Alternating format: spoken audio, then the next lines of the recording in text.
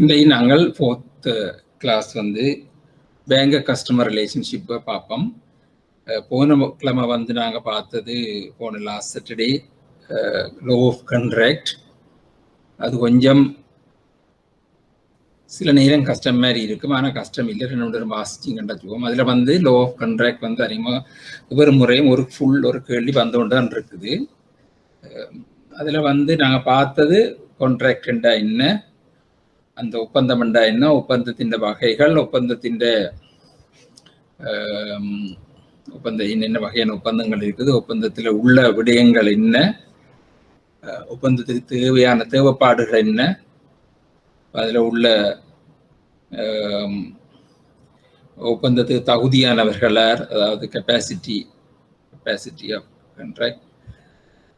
அதே மாதிரி ஒப்பந்தத்தை சீர்குலைக்கிற காரணிகள் என்ன, வேறு ஒப்பந்தம் ஏற்படுகிறது, ஒப்பந்த சீர்குலைக்கிற காரணிகள் என்ன, ஒப்பந்தத்திலிருந்து வெளியேறுவதப்படி அல்லது ஒப்பந்தத்தை முடிவுறுத்துறதப்படி என்ற பற்றி தான் பார்த்து நாங்கள் ஒவ்வொரு ஸ்டெப்பை அதில் விளங்கப்படுத்தி போக கொஞ்சம் கூடமா இருந்திருக்கு. திருப்பி பார்த்தீங்கன்னா சுகமா இருக்கும். 2 தரம் பார்த்தா விளங்கும். அதில் அந்த அழிப்பண்டு போட்டதுக்கு கொடுமுனைவு, ஒஃபர்ன்றதுக்கு கொடுமுனைவுன்றது சொல்லும் பாவிச்சிருக்கிறேன் உங்களுடைய எக்ஸாம் பேப்பர்ல. இப்போ நீங்க அந்த ஒஃபர்ன்ற ஆங்கில சொல்களையும் ஞாபகம் வச்சுதான் போட்டுட்டோம் பிரேக்கெட்ல வச்சு கொண்டால் என்ன சொல்லு உங்களுக்கு தமிழ்ல அங்க பாய்படுதோ அதுக்கு அதை பாவிச்சு எங்களை ஆன்சர் வச்சு இது பண்ணீங்கன்னா சரி. என்ன வொக்காபுலரி எடுக்க கொஞ்சம் பிரச்சனை தேடி பார்த்தேன் எடுத்தது. ரைட். இன்றைக்கு பார்ப்போம் நாங்கள் பேங்க் கஸ்டமர் ரிலேஷன்ஷிப்.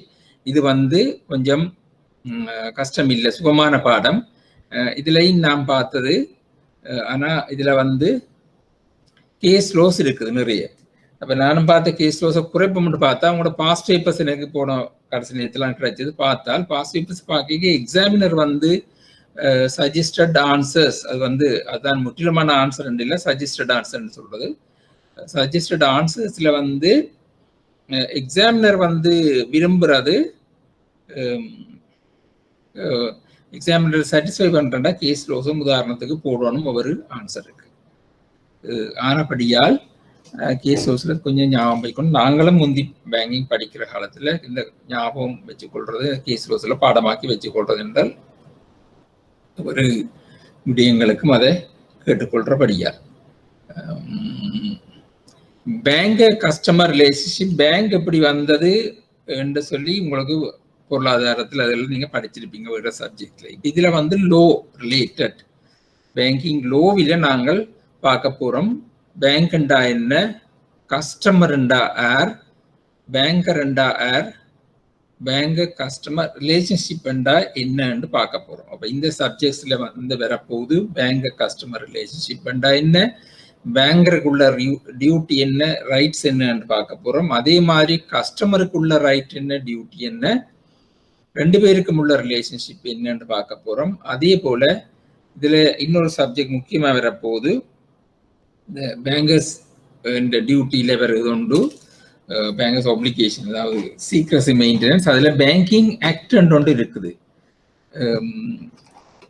1988 நம்பர் 30 என்று முக்கியமான ஒரு ஆக்ட் ஒன்று இருக்குது. அந்த ஆக்டை வந்து அதுக்கும் இதுக்குள்ள வருது, அதோட ரிலேட்டட் ஆக்ட்ஸ் வந்து வருகுது. இன்றைக்கு இந்த சப்ஜெக்ட் முடியாத சாட்டர்டேயும் கண்டினியூ பண்ணும். இன்றைக்கு நாங்கள் இதில் பார்த்து கொண்டு போவோம்.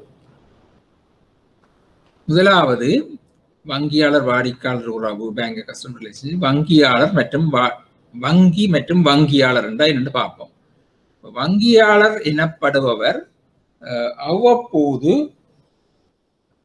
வாடிக்கையாளரால் வரையப்படும் காசோலைகளை கணக்கின் நிலுவைக்கேற்ப கொடுப்பனவு செய்ய வேண்டிய கடமைக்கு உட்பட்டு பணத்தை ஏற்றுக்கொள்வதுடன் வாடிக்கையாளருக்கான காசோலை மற்றும் வரவுகளை சேகரிப்பவராவர்.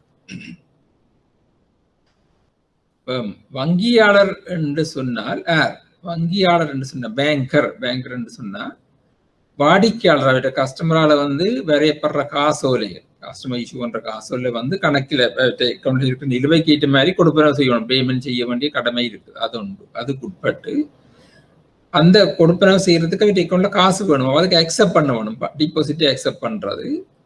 இதை விட காசோலைகள் மற்றும் வரைவுகள் சரிதானே, drawings அதெல்லாம் வந்து சேகரிப்பவர், அந்த வாடிக்கையாளருக்கான சேகரிப்பவர். இதுதான் இந்த டெபினிஷனா வருகிறது ஒரு சாதாரணமாக.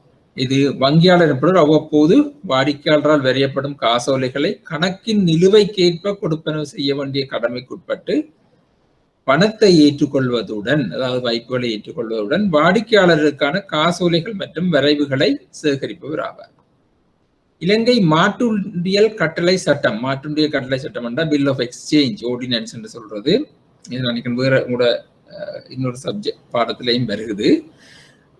இதுல நாங்கள் இந்த இந்த இந்த சப்ஜெக்ட் முடிய நெகோசியபிள் இன்ஸ்ட்ருமெண்ட்ஸ் என்று இன்னொன்று வருது. அதுல பில் ஆஃப் எக்ஸ்சேஞ்சை பற்றி டீட்டெயிலா படிக்க வேணும்.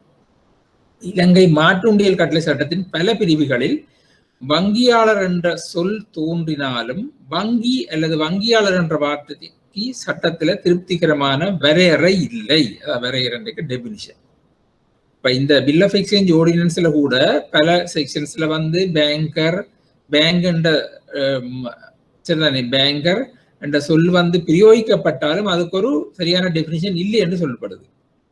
எண் 25 1927 மாற்றுண்டியல் கட்டளை சட்ட பிரிவு 2 பின்வருமாறு கூறுகிறது.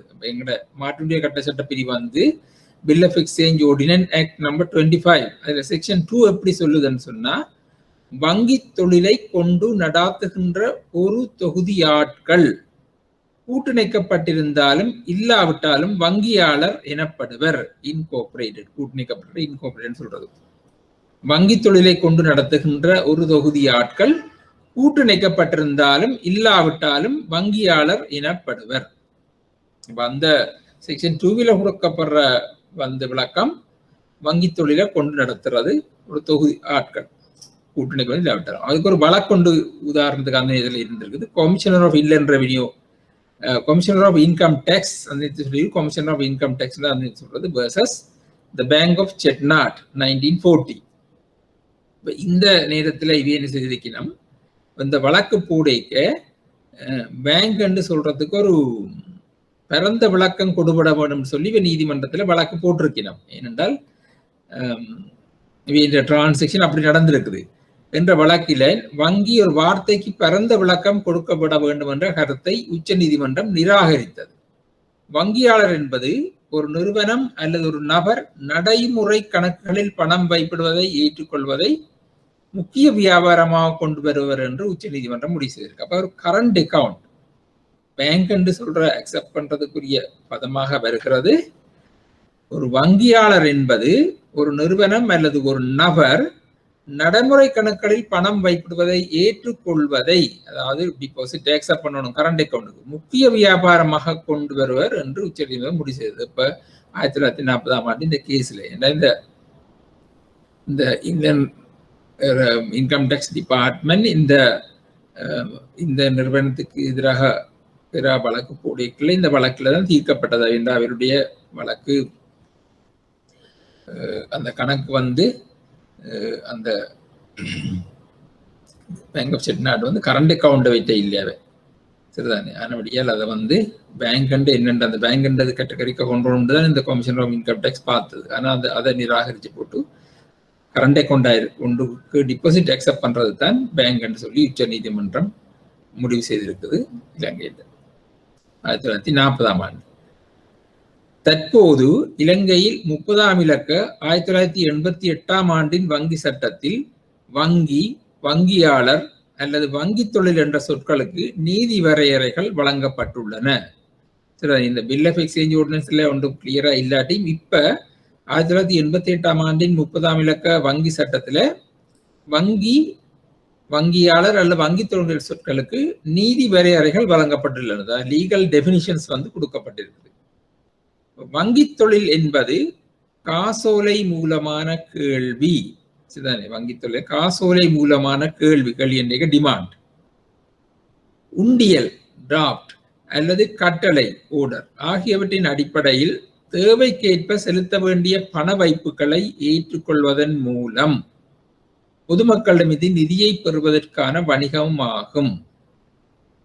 திரும்ப பாத்தீங்கன்னா இதுதான் இந்த எங்கட பேங்கிங் இப்ப இலங்கையில 1988 30ஆம் இலக்க சட்டத்துல சொல்லப்படுகிறது.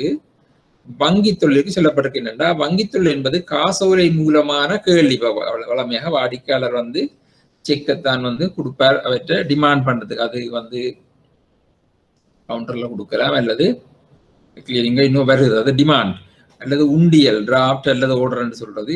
ஆகியவற்றின் அடிப்படையில் தேவைக்கேற்ப செலுத்த வேண்டிய பண வகுப்புகளை ஏற்றுக்கொள்ள, இதுகளுக்கு முதல் பண வகுப்பை ஏற்றுக்கொள்ளணும் அந்த அக்கௌண்ட்டுக்கு. பொதுமக்கள் இந்த நிதியை பெறுவதற்கான வணிகமாகும். மேலும் அத்தகைய நிதிகளை முழுமையாக அல்லது பகுதியாக முற்பணங்கள், முதலீடுகள் அல்லது அங்கீகரிக்கப்பட்ட வேறு எந்த நடவடிக்கைகளுக்கும் பயன்படுத்துதல் சட்டத்தால் அல்லது வழமையான வங்கி நடைமுறையால் செயல்படுத்தப்படுவதாகும்.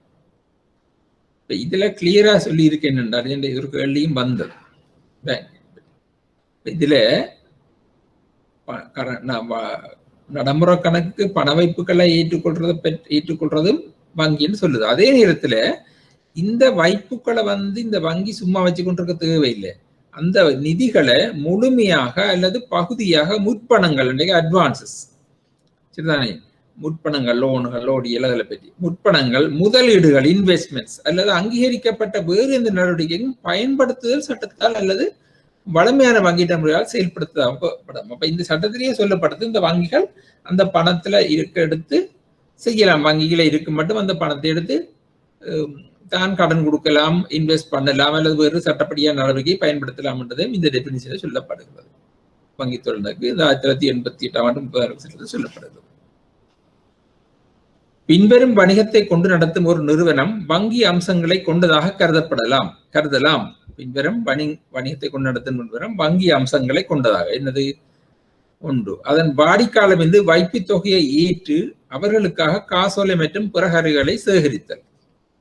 என்ன என்றால் வாடிக்கையாளர் டிபாசிட் அக்செப்ட் பண்றது, மற்றது காசோலை மற்றும் பிறகறிவுகளை சேகரித்தல், கலெக்ட் பண்றது. செக்ஸ் மட்டும் இல்லத்தானே, செக் இப்ப அநேகமாக செக்ஸ் மட்டும் வந்து கொண்டிருக்கா. நான் இதை விட டிவிடெண்ட் வாரண்ட்ஸ், வேற வேற இன்ஸ்ட்ருமெண்ட்ஸ் இருக்குது, மணியோட, போஸ்டலோட, அப்படி எல்லாம் வேற இருக்கு. இதுகளை வந்து ஃபாரின் டிராஃப்ட் சேகரிக்கிறது எல்லாம் இருக்குது.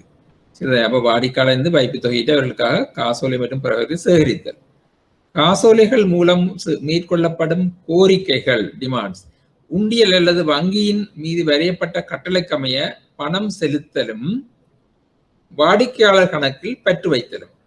இந்த காசோலை மூலம் வாடிக்கையாளர் வந்து கோரிக்கை டிமாண்ட் பண்றாரு. இப்போ கவுண்டர்ல வந்து செக்கை கொடுத்தா அது டிமாண்ட் சொல்றது. காசு, customer is making a demand to pay the cash.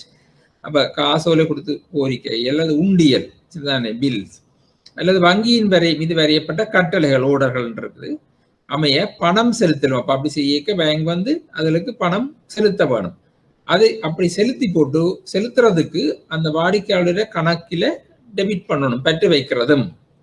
இதையும் ஒரு இந்த இப்படியான இதை கொண்டு நடத்துறதே ஒரு வங்கி என்று சொல்லலாம். மூன்றாவது, ஒரு நடைமுறை கணக்கு அல்லது ஒத்த வகை கணக்குகளை பராமரித்து அவற்றின் புத்தகங்களில் தொடர்புடைய பதிவுகளை பராமரித்தல்.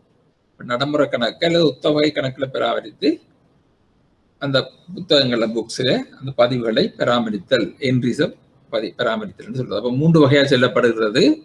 பின்வரும் வணிகத்தை கொண்டு நடத்தும் ஒரு நிறுவனம் வங்கி அம்சங்களை கொண்டதாக கருதப்படலாம்.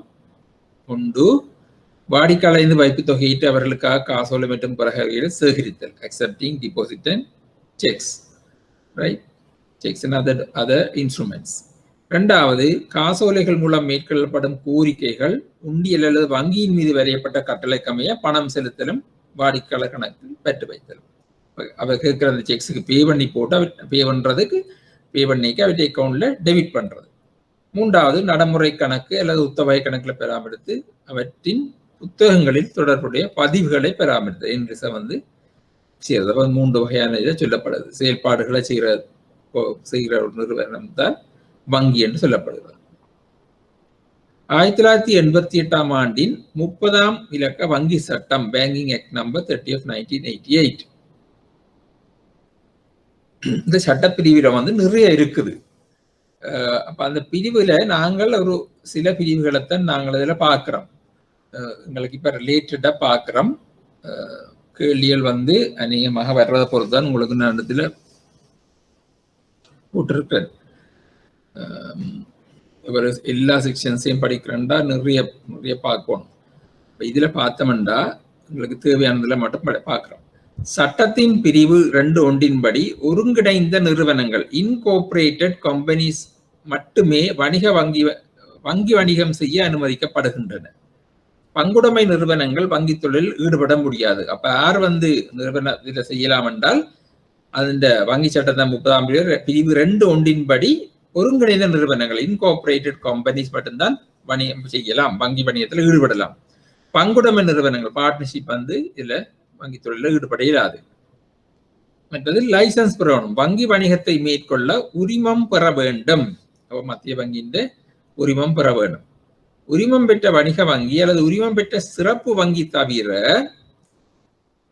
உரிமம் பெற்ற வணிக வங்கி லைசன்ஸ் கமர்ஷியல் பேங்க் ஓ லைசன்ஸ் ஸ்பெஷலைஸ்ட் பேங்க் இருக்கு. இது தவிர வங்கி அல்லது வங்கியல் என்ற சொற்களை யாரும் பயன்படுத்த முடியாது. உரிமம் பெற்ற வணிக வங்கி அல்லது உரிமம் பெற்ற சிறப்பு வங்கி தவிர வங்கி அல்லது வங்கியல் என்ற சொற்களை யாரும் பயன்படுத்த முடியாதுன்னு இந்த சட்டத்துல கிளியராக சொல்லப்பட்டு இருக்கிறது. இந்த பிரிவு 2(1)லையும் வருகிறது என்னன்னு சொல்லி ரைட். இந்த சட்டத்துல இப்படி சொல்லி இருக்குது. அடுத்தது பார்ப்போம். ஒரு வங்கியின் வாடிக்கையாளர் கஸ்டமர் ஆஃப் அ பேங்க். இந்த பிரிவுகளை கட்டாயம் தெரிஞ்சு கொள்ள வேணும் என்று அவங்களோட கேட்கிற கேள்விக்கு இந்த பிரிவுகள் அதெல்லாம் போட்டுக்கொள்ள வேணும். ஒரு வங்கியின் வாடிக்கையாளர் என்ற சொல்லுக்கு சட்ட ரீதியான வரையறை இல்லை. இதை நாங்க பார்த்திருக்கிறோம். முதல் ஒரு வங்கியின் வாடிக்கையாளருக்கு சட்ட ரீதியான வரையறை இல்லை. இலங்கை மாற்றுண்டியல் கட்டளை சட்டம் பிரிவு 82, 83 பில் ஆஃப் எக்ஸ்சேஞ்ச் ஆர்டினன்ஸ்ல செக்ஷன் 82, 83 ஆகவே வாடிக்கையாளர் என்ற சொல்லை குறிப்பிடுகின்ற. ஆனால் இந்த சட்டம் சொல்லுக்கு எந்த ஒரு வரையறையும் கொடுக்க இல்லை. இந்த டெபினிஷனை கொடுக்க இல்லை. ஆனா அந்த சொல்ல பாவிக்குது. கஸ்டமர் என்ற சொல்ல பாவிக்குது.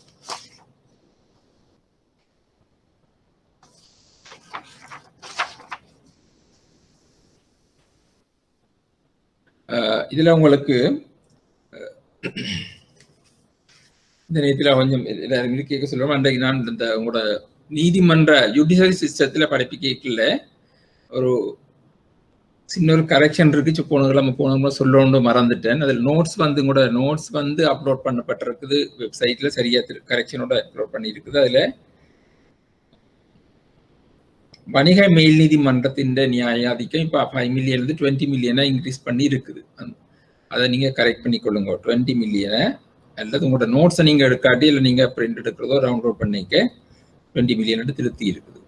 ஆல்ரெடி 5 மில்லியனை கேஸ் ஃபைல் பண்ணினதுகளா மார்ச் 2019 5 மில்லியன் தான் இருந்த லிமிட். அந்த 5 மில்லியன் ஃபைல் பண்ண கேஸுகளுக்கு இந்த பிரச்சனையும் இல்லை. அது தொடர்ந்து நடத்தப்படும். இப்ப 20 மில்லியனை டிரான்சாக்ஷன் அந்த வேல்யூ இருக்கிற கேஸ்கள் தான் 20 மில்லியனுக்கு மேற்பட்ட வேல்யூ உள்ள கேஸ் எல்லாம் நடுபடும். அந்த இதுல நீங்க உங்களோட நோட்ஸ் திருத்தி அப்லோட் பண்ணி இருக்கு திரும்ப. ரைட். இப்ப பார்ப்போம் வங்கியின் வாடிக்கையாளர். அப்ப நாங்க பார்த்துட்டோம் இந்த பில் ஆஃப் எக்ஸ்சேஞ்ச் 82(3)ல வாடிக்கையாளர் என்ற சொல்ல குறிப்பிட்டாலும் அந்த டெபினிஷனை கொடுக்க இல்லை. ஒரு சட்ட ரீதியான வரைவிலக்கணம் இல்லாதபடியால் வங்கியின் வாடிக்கையாளர் என்பதற்கான சட்டபூர்வமான பொருட்கோடலை நீதித்துறை முடிவுகளை வைத்தே நாம் கருத்தில் கொள்ள வேண்டும். சரிதானே? இப்போ வங்கியின் வாடிக்கையாளர் என்பதற்கான சட்டபூர்வமான பொருட்கோடல் என்ற இன்டர்பிரிட்டேஷன் லீகல் இன்டர்பிரிட்டேஷன் நீதித்துறை முடிவுகளை வைத்துத்தான் நாம கருத்தில் கொள்ள வேணும்னு சொல்லப்படுகிறது. அப்ப நீதித்துறை முடிவு என்று சொல்லி ஒரு கேஸ் ரோஸ் இருக்குது. அந்த முடிவுகளை வச்சுத்தான் ரைட் இன்ன இதுல இருக்க இவர் கஸ்டமர் சொல்லி முடிவு செய்யலாம். இப்ப முதலாவது நாங்க பார்த்தோம்னு சொன்னா ஒரு நபர் ஏதோ ஒரு வகை கணக்கினை வங்கியில வச்சிருக்க வேண்டும். அது நடைமுறை அல்லது சேமிப்பு அல்லது ஒரு கால வைப்பு கணக்காக இருக்கலாம்.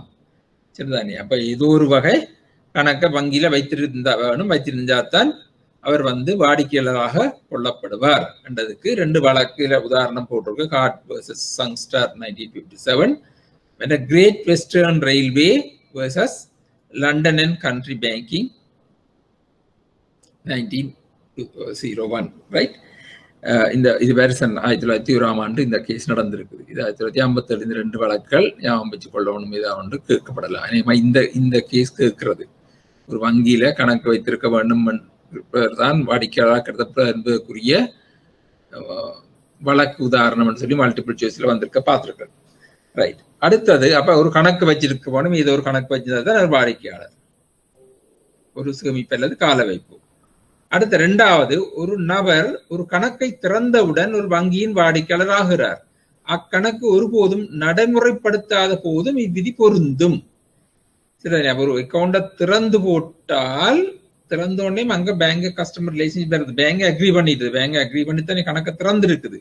திறந்தால் அதை ஆப்ரேட் பண்ணாட்டியும் அது அவர்கள் வாடிக்கையாளர் என்று கொள்ளப்படுகிறது. இப்ப இதுல இது ஒரு கேஸ், இந்த லட்ப்ரூக் வர்சஸ் ட்ரொட் என்ற கேஸ்ல உள்ள விஷயம் என்னென்றால், ஒரு காசோலைய இந்த தபால்ல போற காசோலையை திருடி இருக்கிறார். திருடி மோசடியான செய்து அதுக்குரிய ஒரு கணக்கை திறந்திருக்கார். திறக்கைக்குள்ள பேங்க் அதை அக்செப்ட் பண்ணி கொண்டு திறந்துட்டுது. திறந்து இந்த காசோலைய சேகரிச்சு காசு எடுத்துட்டு அப்புறம் ஆப்ரேட் பண்ண இல்லை. அப்படி இருக்கைக்குள்ள மோசடியான காசோலை தானே அது. காசோலை மோசடி என்றைக்குள்ள அவரை வாடிக்கையாளர் இல்லை என்ற நிலைமையில இல்லாமல் அவர் வாடிக்கையாளர் செய்யப்படுகிறது.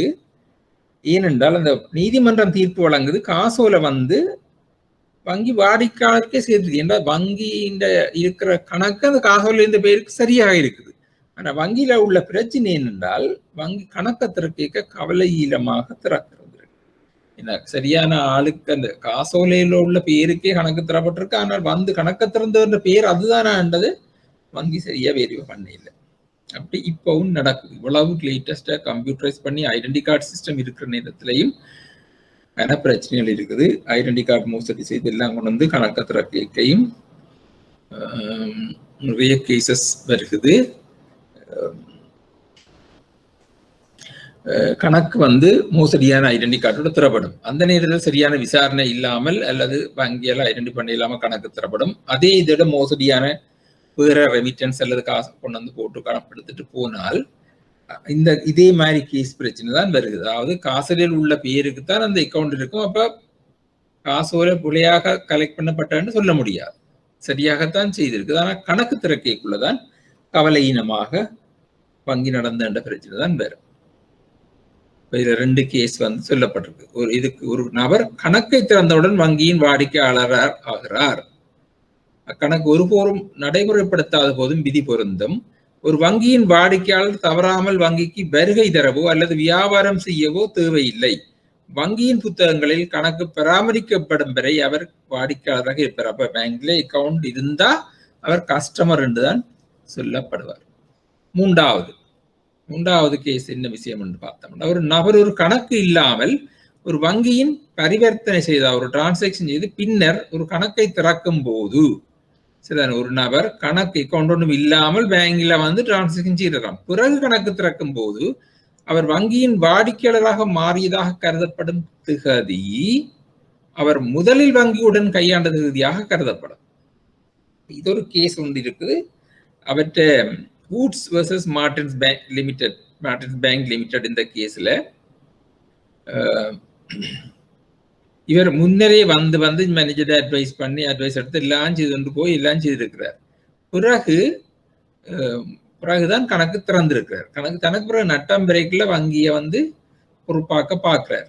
அந்த நேரத்தில் வழக்கெல்லாம் இந்த தீர்ப்பளிக்கப்படுகிறது. இவர் இப்ப பேங்க் வாடிக்கையாளராக இருக்கலைன்னு சொல்லுது. ஆனா பேங்க் நீதிமன்றம் தீர்ப்பளிச்சிருக்குது. இவர் வங்கியின் வாடிக்கையாளராக மாற எப்ப கருதப்படுறார் என்றால் அவர் முதலில் வங்கியுடன் கையாண்ட தேதியாக கருதப்படுகிறது. இந்த Woods versus Martins Bank Limited என்றது ஒரு முக்கியமான வழக்கு. ஒரு நபர் ஒரு கணக்கு இல்லாமல் ஒரு வங்கியுடன் பரிவர்த்தனை செய்து பின்னர் கணக்கை திறக்கும் போது அவர் வங்கியின் வாடிக்கையாளராக மாறியதாக கருதப்படும் திகதி அவர் முதலில் வங்கியுடன் கையாண்ட தேதியாக கருதப்படும். இப்படியான கேஸ் லோஸை வச்சுத்தான் வாடிக்கையாளர் என்றது விளக்கம் கொள்ளப்படுகிறது. 4வது, ஒரு வங்கி மற்றொரு வங்கியின் வாடிக்கையாளராக முடியும்.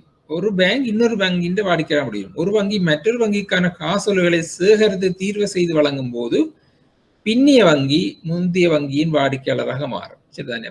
இது நடக்கிறது. இப்போ ஒரு பேங்க் இன்னொரு வங்கியின் வாடிக்கையாளர் மாதிரி ஒரு பேங்க் வந்து இன்னொரு பேங்குக்கு காசோட சேகரித்து கொடுக்கக்குள்ள.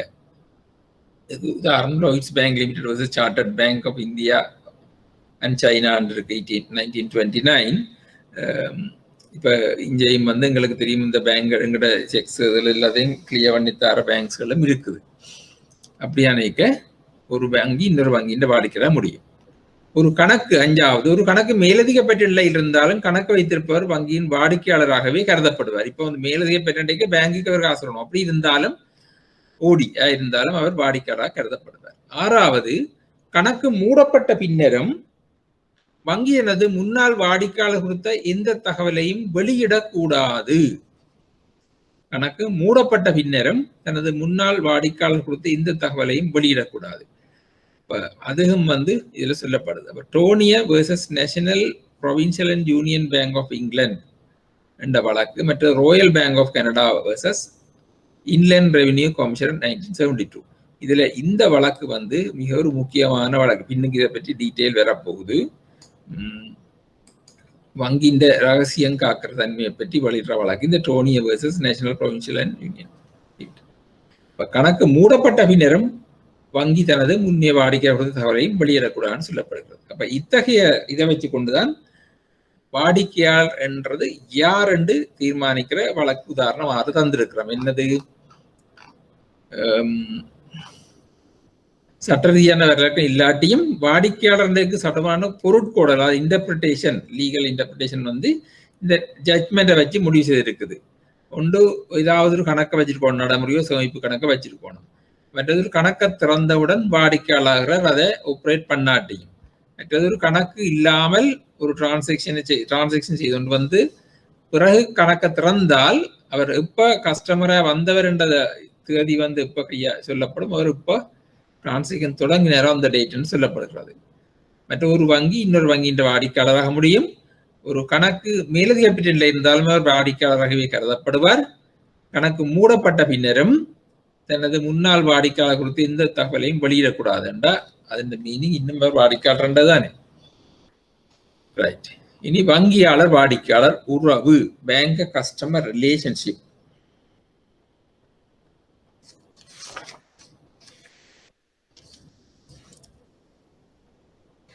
இந்த ரிலேஷன்ஷிப் வந்து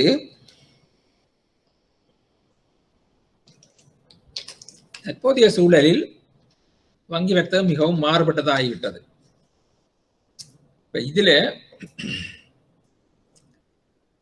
வெறும் வைப்பு தொகையை ஏற்றுக்கொள்வதற்கும் கடன் வழங்குவதற்கும் அத்தகைய பணத்தை முதலீடு செய்வதற்கும் மட்டுமல்லாது பல்வேறுபட்ட துறைகளை நோக்கி விரிவடைந்துள்ளது. இந்த முறைமையில் வங்கியாளர் வாடிக்கையாளர் உறவும் பரந்துபட்ட முறையில் மாறியுள்ளது. வங்கி வணிகத்தில் பல்வேறு வகையான வங்கியாளர் வாடிக்கையாளர் உறவுகளை காணலாம். பொதுவானதும் மற்றும் சிறப்பானதுமான உறவு முறைகள் வங்கியாளர் வாடிக்கையாளர்களே உள்ளன. டெவலப் பண்ணிக்கொண்டு வேறு வேறு ரிலேஷன்ஷிப் வந்து வந்தோன்றிருக்கு. புதுசு புதுசா பேங்க் கஸ்டமர் ரிலேஷன்ஷிப் வருது. ஒவ்வொரு ரிலேஷன்ஷிப்புக்கும் ஒவ்வொரு பேர் இருக்குது. பொதுவாக ஒரு வாடிக்கையாளர் ஒரு வங்கியில் ஒரு கணக்கை திறக்கும் போது வங்கியாளர் வாடிக்கையாளர் உறவு உருவாக்கப்படுகிறது. அப்ப அந்த கணக்கை திறக்கல வங்கியாளர் வாடிக்கையாளர் உறவு உருவாகிறது. வாடிக்கையாளர் வைப்பு செய்தவுடன் வாடிக்கையாளர் வங்கிக்கு கடன் கொடுத்தோராகவும் வங்கி கடன் பட்டோராகவும் இருப்பதை சட்டம் அங்கீகரிக்கிறது. அப்ப இதுல அக்கௌண்ட்டை திறந்து வாடிக்கையாளர் வைப்பு செய்கிறார், பணத்தை வந்து வைப்பு செய்த உடனேயும் வாடிக்கையாளர் வந்து இங்க வந்து வங்கிக்கு கடன் கொடுத்தோர வந்துறார், வங்கி அவர்கிட்ட கடன் பட்டூரா வருது. அப்ப இங்க ஒரு ரிலேஷன்ஷிப் எஸ்டாப்ளிஷ் பண்ணப்படுது. என்னன்னு கடன் கொடுத்தோர் கடன் பட்டோர், கடன் கொடுத்தோர் கடன் பட்டோர் என்ற ரிலேஷன்ஷிப் கொண்டு வருகிறது. அதே போல சேவைகள் வழங்கப்படும் போது பல்வேறு வகைகள் வருகின்றன. இப்ப பார்ப்போம், நாங்கள் வங்கியாளர் மற்றும் வாடிக்கையாளர் உறவு, வங்கியாளர் வாடிக்கையாளர் அடிப்படையில் ஒரு ஒப்பந்த உறவு முறை, ஒரு கான்ட்ராக்சுவல் ரிலேஷன்ஷிப் இருக்குது. வங்கியாளர் வாடிக்கையாளர் உறவு பல சட்ட உரிமைகளையும் கடமைகளையும் உருவாக்குகின்றது. அவற்றில் பெரும்பாலான சட்ட உரிமைகள் கடமைகள் தொக்கி நிற்கின்றன. வங்கியாளருக்கும் வாடிக்கையாளருக்கும் ஒருவருக்கொருவர் கடமைகளும் கடமைப்பாடுகளும் உண்டு. நான் முதலே சொன்னார், வங்கியாளருக்கும் வாடிக்கையும் ஒருவருக்கொருவர் கடமைகளும் இருக்குது, கடப்பாடுகளும் இருக்குது. obligation, duties and obligation. வங்கியாளர் மற்றும் வாடிக்கையாளர்களிடையே பல வகையான உறவுகள், அதுல சிலதுகளை நாங்க இப்ப பார்ப்போம். கடன் கொடுத்தோன் கடன் பட்டோன், கிரெடிட் டெட். இது எப்ப வருது? வாடிக்கையாளர் கணக்கத்திலிருந்து பணத்தை வைப்பு செய்யக்க வாடிக்கையாளர் வந்து கடன் கொடுத்தோர் மற்றும் வங்கி வந்து கடன் பட்டோன். சரிதானே? வாடிக்கையாளர் கடன் கொடுத்தோன், வங்கி கடன் பட்டோன், கிரெடிட் டெட். இது மாறப்போகுது எப்ப என்றால் வாடிக்கையாளர் வங்கியில கடன் வாங்கிக்க. வாடிக்கையாளர் வங்கியில கடன் வாங்கிக்குள்ள வாடிக்கையாளர் கடன் பட்டோன் மற்றும் வங்கி கடன் கொடுத்தோன். அப்ப டெட் கிரெடிட் வருகிறது. வாடிக்கையாளர் கடன் பட்டவர வர்றார், வங்கி கடன் கொடுத்தோன வருகிறது. அவர் வாடிக்கையாளர் வந்து கடன் வாங்கிக்க.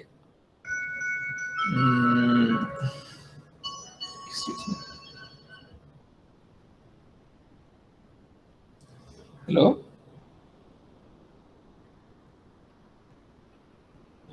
ஒரு லெக்சன் எடுக்குவீங்களா? கொஞ்சத்தாலே நான் கொஞ்சத்தால் எடுக்கிறேன். உங்களுக்கு ஒரு 3 கூட எடுக்கட்டேன். உங்களுக்கு கால் உண்டு. ஓமோ, நான் லெக்சர் ஒன்று லெக்சர் பண்ணி கொண்டு இருக்கிறேன். எடுக்கணும் 3 கூட எடுக்கிறேன். Okay sir. அப்ப இதுல வந்து டெட் கிரெடிட்டை வந்துட்டு அடுத்தது முதல்வர் மற்றும் முகவர், பிரின்சிபல் ஏஜென்ட். பிரின்சிபல் ஏஜென்ட்ன்றது ஒரு முக்கியமான ஒரு முதன்மையான உறவு முறையா வருகிறது. என்னென்றால் வாடிக்கையாளர் ஒரு காசோலையை வரைஞ்சு வரைக்குள்ள வாடிக்கையாளர் முதல்வராயும் வங்கி முகவராயும் வருது. வாடிக்கையாளர் முகவர். அப்போ பிரின்சிபல் ஏஜென்ட் என்று சொல்றது. வாடிக்கையாளர் காசோலை இந்த நேரத்துல காசோலையை வரைஞ்சு, அதாவது டிமாண்ட் பண்றாரு என்ன வாடிக்கையாளர் காசோலை. அப்ப வாடிக்கையாளர் முதல்வர் பிரின்சிபல், வங்கி ஏஜென்ட். ஈடுபிடிப்பவர் மற்றும் ஈடு வைப்பவர் மோட்கேஜி. வாடிக்கையாளர் தன் சொத்தை வங்கியில அடமானம் வைக்கல வங்கி வந்து மோட்கேஜி என்று வருகிறது. மற்ற பெய்லி என்றைக்கு இப்ப நாங்க பேங்க் வந்து சேஃப் டிபாசிட் லாக்கர் வந்து ஃபெசிலிட்டி பேங்க் கொடுக்கும். சேஃப் டிபாசிட் லாக்கர்ன்னு பார்த்திருப்பீங்கள், பாதுகாப்பு பட்டக வசதி முறை. அப்படியான நேரத்துல அவருடைய பொருட்கள் வந்து பாதுகாப்புக்கு பயப்படுது. அப்ப வங்கி வந்து அவருடைய பொருட்களை பாதுகாத்து வைக்க வசதி அளிக்குது. அந்த நேரத்துல பெய்லி வங்கி பாதுகாப்பு பெய்லி என்ற உறவு முறை வருகிறது. வங்கியாளர் வாடிக்கையாளர் பொது உறவு ஒரு ஒப்பந்தமானது. அத்துடன் இது வெளிப்படையாக அல்லது தெளிவாக குறிக்கப்படுகிறது. வெளிப்படையாக அல்லது தெளிவாக குறிக்கப்படுகிறது. வழக்கமாக ஒரு கடனாளி கடன் அளிப்பவனை நாடி அவரிடம் பணத்தை கொடுக்கிறார். ஆனால் வங்கியாளர் வாடிக்கையாளர் ஒப்பந்தம் மாறாக இருக்கிறது. இப்ப இதுல வந்து அந்த வளமையான ஒப்பந்தத்தை இதுக்கு மாறி, இப்ப ஒரு ஆள்கிட்ட கடன் வேண்டினா நாங்க கடனை கொண்டு போய் திருப்பி கொடுக்க வேணும் அவர்கிட்ட. ஆனா இங்க மாறி என்ற வாடிக்கையாளர் வந்துதான் பேங்குக்கு கொடுக்குறார். ஆனா திருப்பி வாடிக்கையாளருக்கு கொண்டே கொடுக்கறது வாடிக்கையாளர் திருப்பி அவரே வந்து எடுத்துக்கொண்டு போறார் வங்கியில. இது வளமையான கடன் கொடுத்தோர் கடன் பட்டோருக்குள்ள ஒப்பந்த முறைக்கு மாறாக இருக்கிறது. கணக்கு எங்கு பராமரிக்கப்படுறது என்பதை பொருட்படுத்தாமல் வங்கியின் எந்த ஒரு கிளையிலும் வாடிக்கையாளரால் பணம் கூறுவதும் நியாயப்படுத்தப்படும். சரிதானே?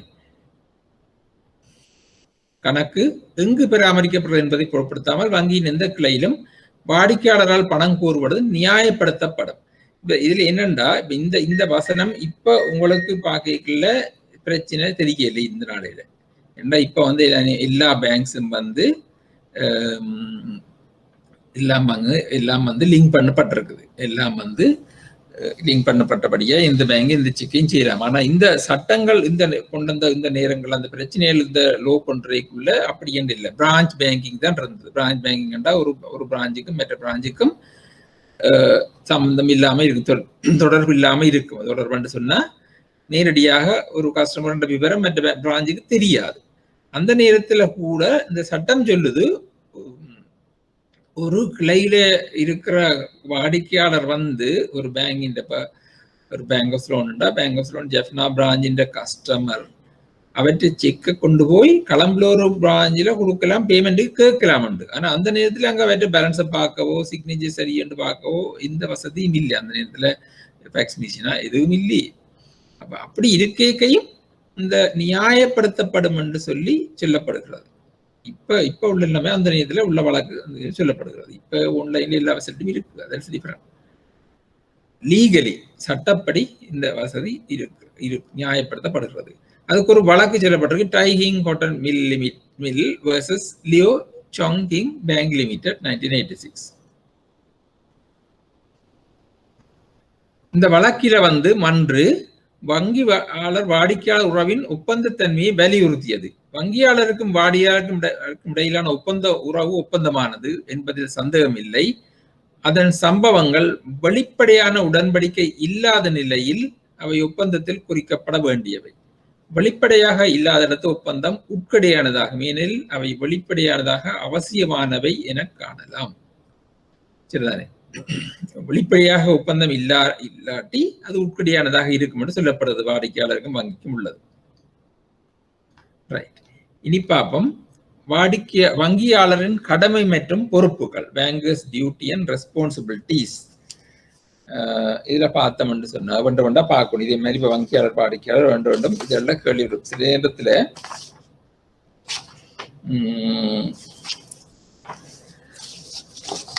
ஒரு கேள்வி இதுல வருது ஃபுல்ல. இப்ப வார பேட்டர்ன் ஒரு டிரெக்ட் வராமல் இப்படி கேள்வியில் வேற இதர் சப்ஜெக்டோட கலந்துதான் வருகிறது, சேர்ந்தபடி வரும்.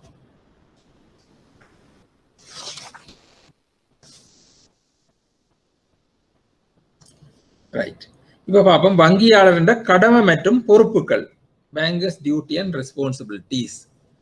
வாடிக்கையாளரின் பண வைப்பு டிபாசிட்ஸ், கேஷ் டிபாசிட், காசோலைகள் மற்றும் சேகரிப்பதற்கான பிற கருவிகளை ஏற்றுக்கொள்ளுதல். acceptance of deposit and checks, right?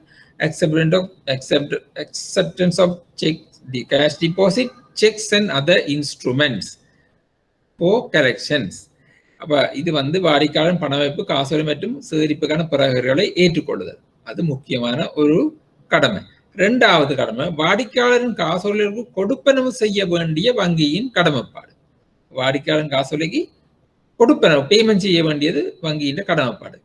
அதுக்கு இதுல பாத்தீங்கன்னா வங்கியின் வியாபார நேரத்தின் போது அல்லது வங்கியின் விளம்பரப்படுத்தப்பட்ட தொழில் நேரத்துக்கு பிறகு நியாயமான நேரத்துக்குள் காசோலைக்கு கொடுப்பனவுகள் செலுத்தப்படுகின்றன. சிந்தனை. பேங்கிங் அவர்ஸ் எல்லா பேங்க்லையும் போட்டிருக்கும் ஒரு டைம் உண்டு. பேங்கிங் அவர்ஸ் ஒரு டைம் போட்டிருக்கும். 8:30 to பழமையா இப்ப 8:30 to 3 இருக்கும். சிலது பின்னரம் மட்டும் இருக்கலாம் சிலதானே, அல்லது இப்ப சிலது 24 hours போடுறது இருக்குது. சில எக்ஸெப்ஷன் பிரான்ச், சில சாட்டர்டே சண்டே 24/7 அப்படின்லாம் இருக்குது. இது சொல்லப்படுற வழக்கல் உள்ள நேரத்தில் அந்த இதுகள் இல்லை. இருந்தாலும் இப்பவும் இது பொருந்தும். வங்கி வியாபாரத்து நேரத்தின் போது அல்லது வங்கியின் விளம்பரப்படுத்தப்பட்ட தொழில், அதுல போட்டிருக்கும் பேங்கிங் அவர்ஸ் அதான் ஆஃபிஷியலி எல்லாம் போட்டிருக்க டைம் பிறகு நியாயமான நேரத்துக்குள் காசோலை கொடுப்பனவு செலுத்தப்படுகின்றன. இந்த ஒரு வழக்கு இருக்குது, ட்ரெடல் வெர்சஸ் கொலோனியல் பேங்க் ஆஃப் ஆஸ்திரேலியாவில் வங்கிகளின் வியாபார நேரம். அப்ப இந்த வழக்குல தீர்ப்பளிக்கப்பட்டது என்னென்றால், இது அந்த ஒரு காசோலையை கொடுத்திருக்கிறார். காசோலையை கொடுத்து அவர் கொடுத்த நேரம் உட்டான நேரம். அவ 3 மணிக்கு பேங்க் 3:02 அவர் கொண்டே கொடுத்த நேரத்துக்கு அவர் கணக்கு பார்த்துக்கார். காசோலையை கொடுத்துட்டு ஸ்டாப் பேமெண்ட்டே அனுப்பி விட்டுருக்காரு. ஆனா ஸ்டாப் பேமெண்ட்டை கொடுத்துட்டு அடுத்த நாள் பார்த்தால் அடுத்த நாள் தான் எடுக்கப்பாரு காசோலைக்கு. அடுத்த நாள் தான் பேங்குக்கு போவாருன்னு சொல்லி அந்த இதில் கொடுத்துருக்கிறார். அப்ப ஸ்டாப் பேமெண்ட்டை அனுப்பினால் அந்த ஸ்டாப் பேமெண்ட்டை பேங்க் அக்செப்ட் பண்ண இல்லைன்னா செக் ஆல்ரெடி பெய்டு. இவர் வழக்கு போட்டிருக்காரு, என்னென்று பே பண்ண இல்லை வேண்டும். அதுக்குத்தான் அந்த செக் இப்ப 3:02 3:10 போல பே பண்ணி இருக்குது. அப்படி என்று சொன்னால் வங்கிகளின் கோர்ட்ஸ் தீர்மானிச்சிருக்கு என்னென்றால், வங்கிகளின் வியாபார நேரம் அவற்றின் வசதிக்கேற்ப செயல்படுத்தப்படுகின்றன. சரிதானே? அப்ப வங்கிகளோட வியாபார நேரம் இந்த பேங்குகளின் தங்கட வசதிக்கேற்ற மாதிரி தான் வச்சிருக்குது. சரிதானே? எனவும் விளம்பரப்படுத்த நேரத்துக்கு சிறிது பிந்தைய நேரத்தில் செய்யப்பட்ட கொடுப்பனவு சவாலுக்கு உட்படுத்தப்பட்ட முடியாது என நீதிமன்றம் தீர்ப்பளித்தது. கோர்ட் சொல்லுது பேங்கிங் அந்த பிசினஸ் ஹவர்ஸ் பேங்குகள் போட்டிருக்கிறது எல்லாம் வந்து தங்கட வசதிக்கு ஏற்ற மாதிரி தங்கட இன்டர்னல் அரேஞ்ச்மெண்ட்ஸ் அந்த வசதிகள் அதற்கு ஏற்ற மாதிரி செய்யக்கூடிய கொஞ்சம் முன்ன பிந்தி பே பண்றதுகள் வந்து அதை வந்து ஒருத்தரும் சேலஞ்ச் பண்ணிடலான்னு சொல்லி ஜட்மெண்ட் கொடுத்துருக்கு. அதுக்கு உதாரண வழக்கு இந்த 1870 அதாவது கிட்டத்தட்ட 150 வருஷத்துக்கு முந்தின வழக்கு தான் இப்பவும் போட்டிருக்கு, கேள்விகள் பிறந்திருக்கு. ரைட், அடுத்தது வங்கியின் கடப்பாட்டில் பார்ப்போம். கணக்குகளில் போதுமான நிதி அல்லது காசோலைக்கு கொடுப்பனவுக்காக வாடிக்கையாளர் செய்த முன்னேற்பாடுகள் உள்ளன. ஒரு காசோலைக்கு கணக்கு கொடுப்பனவு செய்யறதா இருந்தால் வாடிக்கையாளர் வந்து தன் கணக்குல போதுமான நிதியை வச்சிருக்கணும், இப்ப பேலன்ஸ் வச்சிருக்கணும், அல்லது அதுக்குரிய ஏற்பாடு செய்திருக்கணும். அதாவது ஓடியர் தேவைன்னு சொன்னா முதலே அதுக்குரிய முகாமையாளர் காய்ச்சோ இதோ செய்து அரேஞ்ச்மெண்ட் செய்திருக்க வேணும். ஒன்றுமில்லாமல் காசோலைக்கு கொடுத்துக்காண்டி பேமெண்ட் செய்ய வேணும்ன்ற கடப்பாடு வங்கிக்கு இராது. சரிதானே? வங்கி கொடுப்பனவு செய்யற கடப்பாட்டுக்கு இந்த நிபந்தனைகள் இருக்க வேணும். அடுத்தது காசோலைகள் செலுத்த சட்டபூர்வ தடைகள் இல்லாதிருப்பது. காசோலையை செலுத்த சட்டபூர்வ தடைகள் இல்லாதிருக்கணும். இது ஒன்று வாடிக்கையாளர்களை கொடுப்பனவு நிறுத்தல் வந்து ஸ்டாப் பேமெண்ட் இல்லாமல் இருக்கணும். வாடிக்கையாளரால கொடுப்பனவு நிறுத்தல் இல்லாமல் இருக்கணும், கொடுப்பனவு செய்யணும் வேண்டாம். வாடிக்கையாளரின் மரணம் தொடர்பான அறிவிப்பு, மனநிலை பாதிப்பு, வங்குரோத்து, இந்த நோட்டீஸ் ஆஃப் டெத் அல்லது பேங்க்ரப்சி பேங்க்ரோத்து அல்லது மனநிலை பாதிக்கிறதுன்னு சொல்றது என்ன சொல்றது இன்சேன் ஆகிறதுன்னு சொல்றதானே மனநிலை பாதிப்பு. அப்ப இதுகள் வந்து இந்த இது பற்றிய அறிவிப்பு வந்து வங்கிக்கு கிடைக்காம இருக்கணும். அப்படி ஏதாவது இல்லாம அப்படி ஏதாவது கிடைச்சிருந்தால் காசோலை வங்கியால செலுத்த முடியாது, காசோலைக்கு பணம் செலுத்த முடியாது. காசோலையை சமர்ப்பிக்கும் நபரின் உரித்தில் ஏதேனும் குறைபாடு இருப்பதை அறிவது. உரித்தன்னு சொன்னா டைட்டில் சொல்றது. டைட்டில்ல டிஃபெக்ட் இருந்தால் அந்த காசோலையை வந்து பேங்கு கொடுக்குற ஆளின் கவுண்டர்ல வந்து சப்மிட் பண்றார் பேமெண்ட்டுக்கு, கொடுக்குறவருக்கு அந்த காசோலையில ஏதோ டிஃபெக்ட் இருக்கு, அதாவது எனக்கு காசோலையை களவெடுத்து கொண்டு வந்து இருக்கலாம், ஏதோ பிரச்சனை இருக்கலாம். அப்படி குறைபாடு இருக்குன்னு தெரிஞ்சால் பேங்க் வந்து பணம் செலுத்த முடியாது. நீதிமன்ற உத்தரவு கோர்ட்ஸ் ஆர்டர் அது வந்து அந்த காசோலைக்கு பணம் செலுத்துறதை நிப்பாட்ட சொல்லி நீதிமன்ற உத்தரவு ஏதாவது பிறப்பிச்சிருந்தா கொடுக்க முடியாது. அப்ப இப்படியா இருக்கேக்கல இதுகள் எல்லாத்தையும் மீறி பேங்க் காசை கொடுத்திருந்தால் இக்கடமையை மீறும் வங்கியாளர் தவறுக்கு பொறுப்பாக கூடும். இதுதானே. அப்ப நீங்க கவனமா பார்த்துக்கொள்ளணும். எந்த இதுல கேள்வியில் வர்றது வாடிக்கையாளரின் காசோலைகளுக்கு கொடுப்பனவு செய்ய வேண்டிய வங்கியின் கடமைப்பாடு. நாட் ஓன்லி ஃபார் எக்ஸாம்பிள், இப்போ இது நீங்க டே டு டே வேலை செய்யக்க இதுகள் உங்களை ப்ரொடெக்ட் பண்றதுக்கு தெரிஞ்சு கொள்ள வேணும். வாடிக்கையாளரின் காசோலை கொடுப்பனவு செய்ய வங்கியின் கடமைப்பாடு. வியாபார நேரத்தை பற்றி பார்த்திருக்கோம். வியாபார நேரம்ன்றது வங்கியின் விளம்பரப்படுத்தப்பட்ட தொழில் நேரத்துக்கு பிறகு ஒரு நியாயமான நேரத்துக்குள்ள காசோலை கொடுப்பனவு செய்யப்படலாம். அதுக்கு ஒரு வழக்கு இருக்குது. மற்றது கணக்கில் போதுமான நிதி அல்லது அதுக்கு அரேஞ்ச்மெண்ட்ஸை வந்து வாடிக்கையாளர் செய்திருக்க வேணும். மற்ற சட்ட தடைகள் இருக்கக்கூடாது. இதுதானே. ஸ்டாப் பேமெண்ட் சட்டத்திலே அது சட்டத்திலே சொல்ல ஸ்டாப் பேமெண்ட் இல்லாமல் இருக்க வேணும். வாடிக்கையாளருடைய மரணம் தொடர்பான அறிவிப்பு அல்லது மனநிலை பாதிப்பு, வங்குரோத் இதை பற்றிய ஒரு அறிவிப்பும் இல்லாம இருக்க வேண்டும். காசோலை சமர்ப்பிக்கும் நபரிட உரித்தில் ஏதும் குறைபாடு இருப்பதை அறிஞ்சால் வங்கியால கொடுப்பனவு செய்ய முடியாது. மற்ற நீதிமன்ற உத்தரவு அதான் சட்ட தடைகள் இல்லாமல் இருக்கணும். இந்த தடைகள் இல்லாமல் கொடுப்பனவு செய்ய முடியும். தவறாக காசோலைகளுக்கு கொடுப்பனவு மரப்புகளை மேற்கொண்டால் வங்கியாளரின் பொறுப்பு. இதுவும் ஒரு பிரச்சனை. இல்லையா வந்து காசோலைகளுக்கு கொடுப்பனவு மரப்பு, அதாவது பேமெண்ட் செய்யாம ரெஃப்யூஸ் பண்ணினால், ரிட்டர்ன் பண்ணினால் அதுக்கும் பேங்க் பொறுப்பு. இந்த பிரச்சனை கொடுத்தாலும் பிரச்சனை, கொடுக்காட்டியும் பிரச்சனை. நம்ம கவனமா செய்ய வேணும். ஒரு காசோலை அல்லது மாற்றுண்டியலுக்கு கொடுப்பனவு மறப்பது என்பது ஒரு பாரதூரமான விடயம். சரிதானே. ஒரு காசோலை ஒரு செக்குக்கு வந்து அல்லது பில் ஆஃப் எக்ஸ்சேஞ்சுன்றது அதுக்கு வந்து பேமெண்ட் செய்ய மறக்கிறது வந்து ஒரு இட்ஸ் சீரியஸ் ஆஃபென்ஸ். ஒரு காசோலை தவறாக கொடுப்பனவு மறக்கப்பட்டால் வாடிக்கையாளருக்கு வங்கியிலிருந்து இழப்பீடு கோர உரிமை இருக்குது. சரிதானே. வங்கியிலிருந்து இழப்பீடு கோர உரிமை இருக்கு. அப்ப இதுக்கு ஒரு வழக்கு ஜிபென்ஸ் வெர்சஸ் வெஸ்ட்மின்ஸ்டர் பேங்க் லிமிடெட் 1939. இதுல வந்து இந்த வழக்கில் என்ன நடந்திருக்குன்னு சொன்னால்,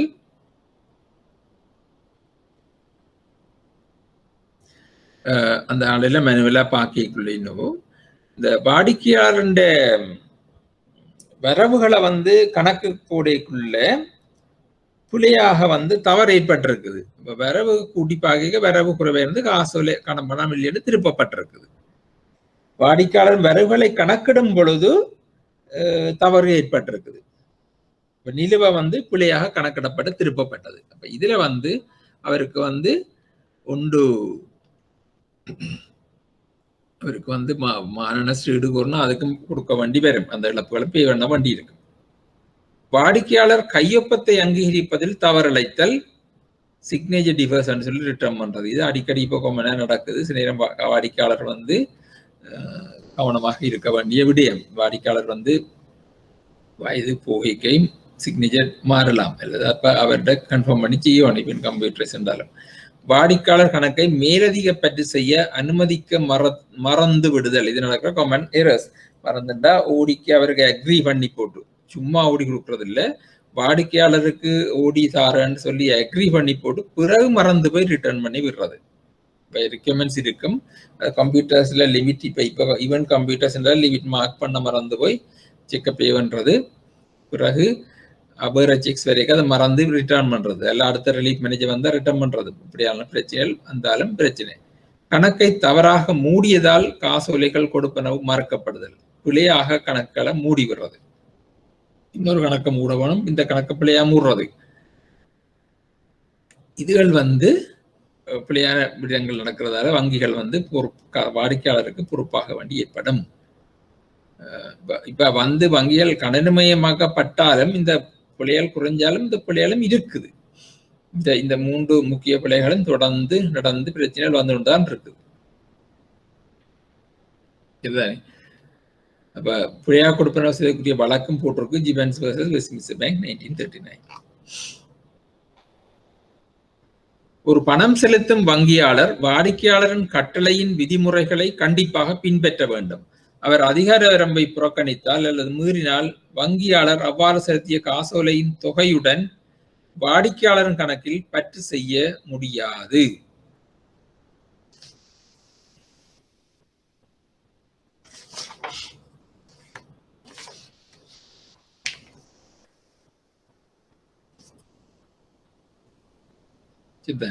ஒரு பணம் செலுத்தும் வங்கியாளர் பேயிங் பேங்க் வாடிக்கையாளரின் கட்டளையின் விதிமுறைகளை கண்டிப்பாக பின்பற்ற வேண்டும்.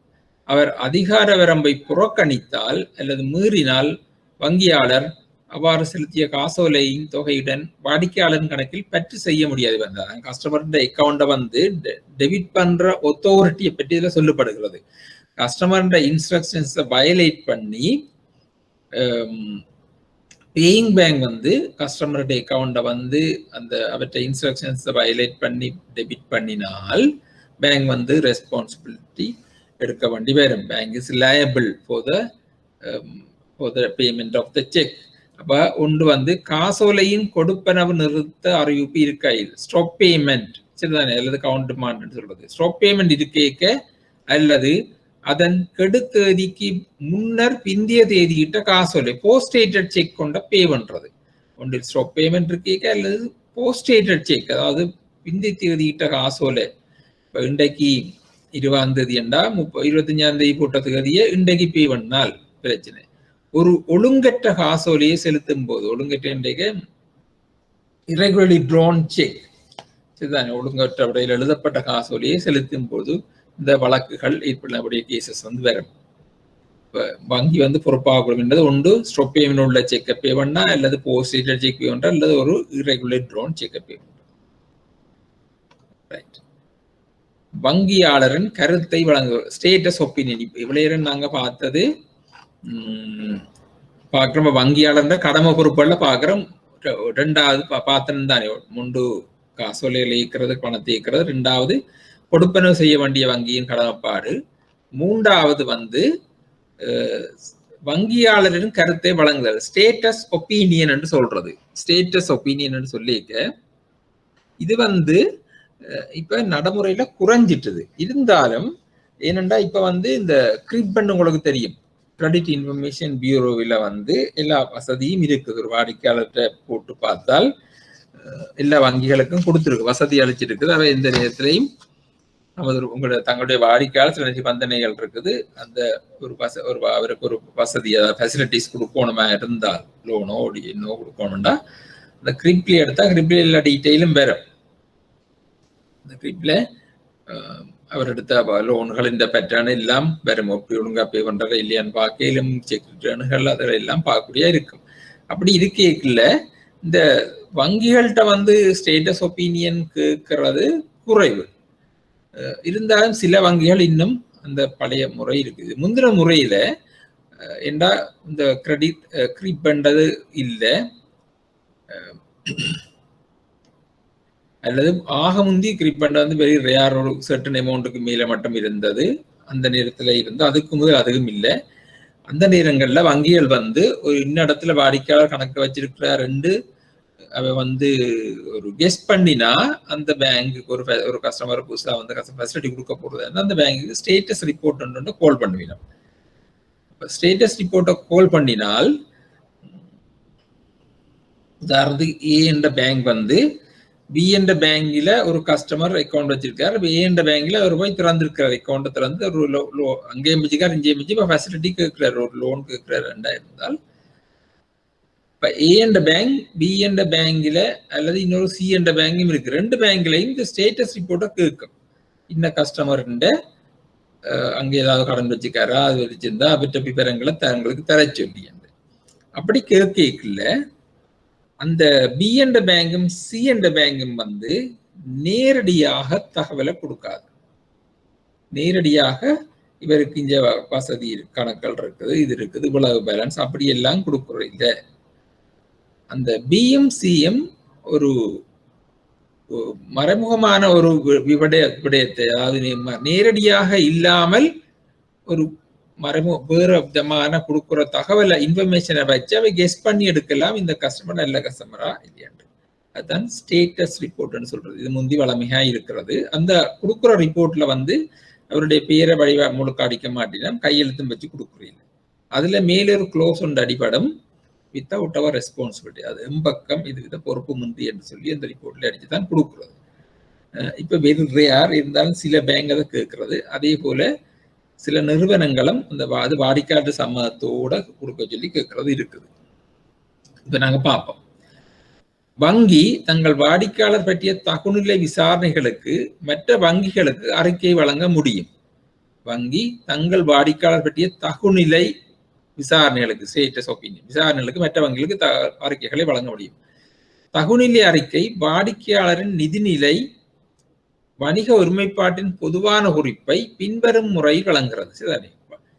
தகுநிலை அறிக்கை வாடிக்கையாளரின் நிதிநிலை வணிக ஒருமைப்பாட்டின் பொதுவான குறிப்பை பின்வரும் முறையில் வழங்குகிறது. அப்ப என்ன வரும்?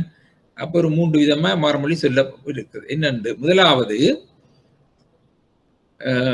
மரியாதைக்குரிய மற்றும் இப்ப உதாரணத்துக்கு இந்த ஸ்டேட்டஸ் ரிப்போர்ட் கால் பண்ணி வரைக்க அவை கேட்கணும். மிஸ்டர் ஏ மிஸ்டர் உதாரணம் மிஸ்டர் எக்ஸ் இந்த உங்கள்ட்ட அக்கௌண்ட் வச்சுக்கிறாரு, நாங்க we understand he is maintaining account அப்படின்னு சொல்லி போட்டு அவர் வச்சுக்கிற அக்கௌண்ட் இதை டீட்டெயில் எங்களுக்கு அவருடைய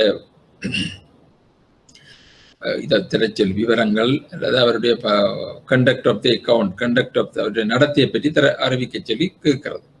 அப்படி கேட்க பேங்க்கு ஸ்டாண்டர்ட் ஃபார்ம் இருக்கும், அதில் அடிச்சிருக்கும். அந்த ஃபார்மில் ஒரு பிளாங்க் ஷீட்ல அப்போ மிஸ்டர் உதாரணத்துக்கு சொல்றோம் சுப்பிரமணியம், மிஸ்டர் ஏ சுப்பிரமணியம்டா மிஸ்டர் ஏ டாட் எஸ் அங்கால சுப்பிரமணியம் அடிக்கல எஸ் ஏ டாட் எஸ் போட்டு டாட் டாட் டாட் அடிபடும். சுப்பிரமணியம் அடிக்க மாட்டோம். ஆஃப் அட்ரஸ் கூட அந்த ஃபுல்லா போட டாட் டாட் தான் போட்டு கொடுக்குறது. போட்டுட்டு அக்கௌண்ட் நம்பர் ஒன்றும் போடுறதில்லை. அவர்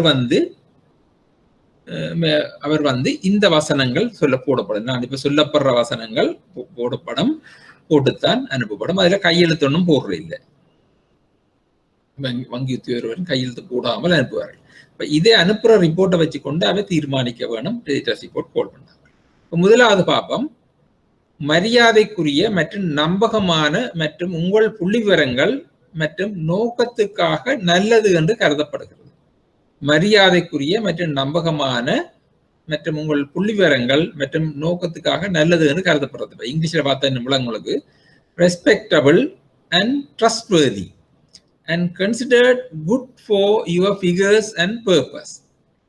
Respectable and trustworthy and considered good for your figures and purpose. Bus இந்த நேரம் அவை எவ்வளவு லோன் கொடுக்க போயினமோ அண்டு போட்டிருப்போம் கன்சிடரிங் ஃபார் ஃபெசிலிட்டியா ஃபண்டா அவை கொடுக்க போற லோனுக்கு எங்கட டிரான்சாக்ஷன்ஸ் வந்து ஓகே, எங்கிட்ட நடந்து கொண்ட கஸ்டமர் நடந்து கொள்ற முறைக்கு ஓகே இருக்குது என்ற மாதிரி தான் சொல்லப்படுது. Respect and trustworthy and considered good for your figures and purpose.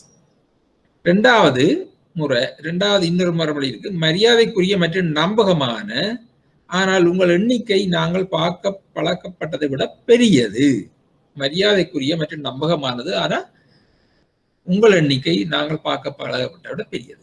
Respectable and trustworthy but your figures is larger than we are accustomed to see. சரிதானே? Respectable and trustworthy but your figure is larger than we are accustomed to see.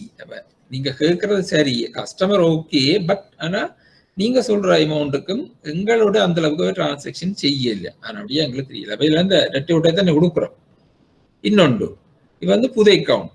மரியாதைக்குரிய மற்றும் நம்பகமான ஆயினும் கணக்கு எங்களுடன் அண்மையில் திறக்கப்பட்டது. உங்கள் புள்ளி விவரங்களுக்காக எங்களால். மரியாதைக்குரிய மற்றும் நம்பகமான ஆயினும் கணக்கு எங்களுடன் அண்மையில் திறக்கப்பட்டது. உங்கள் புள்ளி விவரங்களுக்காக எங்களால் பதிலளிக்க முடியாதது. Respectable and trustworthy but has recently open account with us. சரிதானே? Respectable and trustworthy but has recently open account with us. இதில் சொல்லுவேன் நம்பகத்தன்மையா இருக்கிறார், ஆனால் கிட்டெல்லாம் கணக்கு திறந்திருக்கார். And we cannot speak for your figures. எங்களுக்கு நீங்க கேட்கிற தொகையை பற்றி எங்களுக்கு சொல்ல இல்லாது, ஏன்னா இப்பானே கணக்கு திறந்திருக்கு. பழமையாக 6 மாதம் போனாத்தான் ஒரு கஸ்டமருக்கு கடன் கொடுக்கலாம், அதெல்லாம் சொல்றது தானே. இப்ப இதுல இந்த ஸ்டேட்டஸ் ஒப்பீனியன் வழங்கிக்க கவலையினமான கருத்து வழங்கலுக்கு வழங்கும் வங்கி பொறுப்பாக நேரிடும். இதுல தகவலை வந்து நேரடியா கொடுக்கவும் முடியாது, அதே நேரத்துல கவலையீனமாக கருத்து வழங்கவும் கூடாது. இப்படியான இதுகள் வந்து ஒரு அக்செப்டபிள் நோம்ஸ் வளமைகள்ல இந்த கருத்துக்கள் வழங்கப்படுகிறது. அதுக்கு ஒரு வழக்கு வந்து Hedley Byrne versus Byrne Co limited versus Heller partners limited இருக்குது. இதுல வந்து அவர்களுக்குள்ள உள்ள உறவு முறையில தனது சொந்த வங்கியாளர் மூலமாக ஒரு தகவல் அறிக்கையை தேடும் வாடிக்கையாளர். சில பேர் வந்து அவன் தன் ஓன் பேங்கர் வந்துகளால ஒரு ஸ்டேட்டஸ் ரிப்போர்ட் சில கம்பெனிகளுக்கு இருக்குது. மற்றும் அறிக்கையை வழங்கும் வங்கியாளர் ஒரு ஒப்பந்த அல்லது நம்பகத்தன்மையான உறவுக்கு ஒத்த ஒரு சிறப்பு உறவாகும்.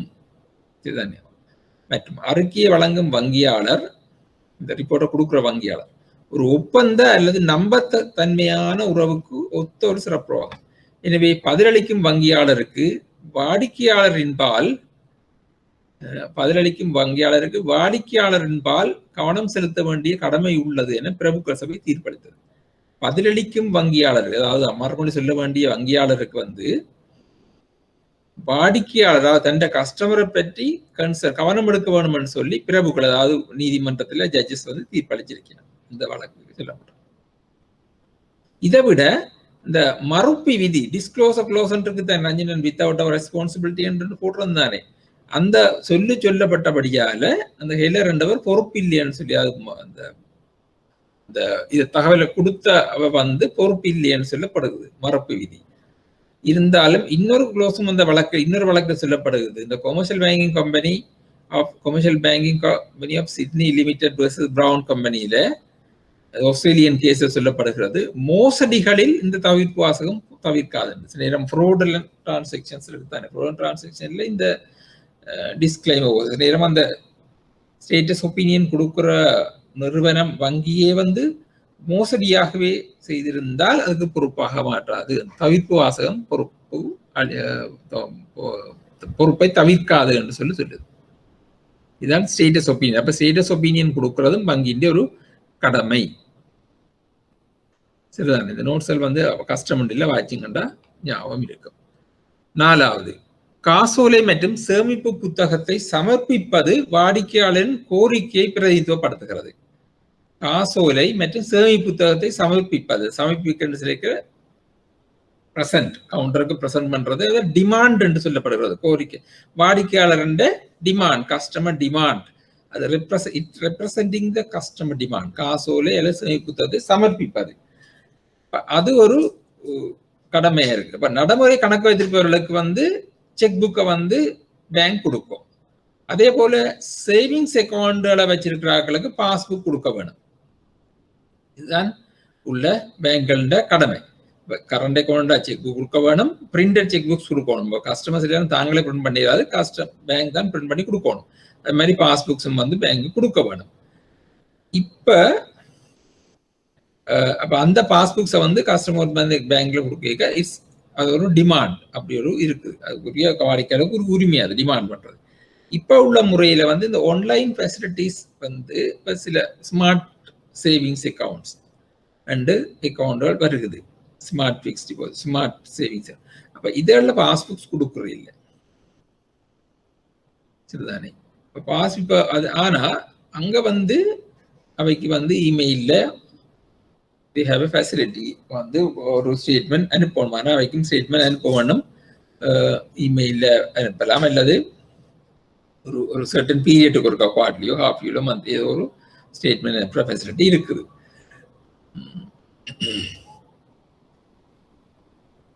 இதுல இந்த கஸ்டமர் செக் லீவே அல்லது பாஸ்புக்கை சப்மிட் பண்றது பேங்க் கவுண்டர்ல தட்ஸ் அ டிமாண்ட், ஒரு கோரிக்கையாகும் என்று சொல்லப்படுகிறது. அதுக்குரிய வழக்கு பர்னட் வெர்சஸ் வெஸ்ட்மின்ஸ்டர் பேங்க் லிமிடெட்ல ஒரு வழக்கு கொண்டு இருக்குது.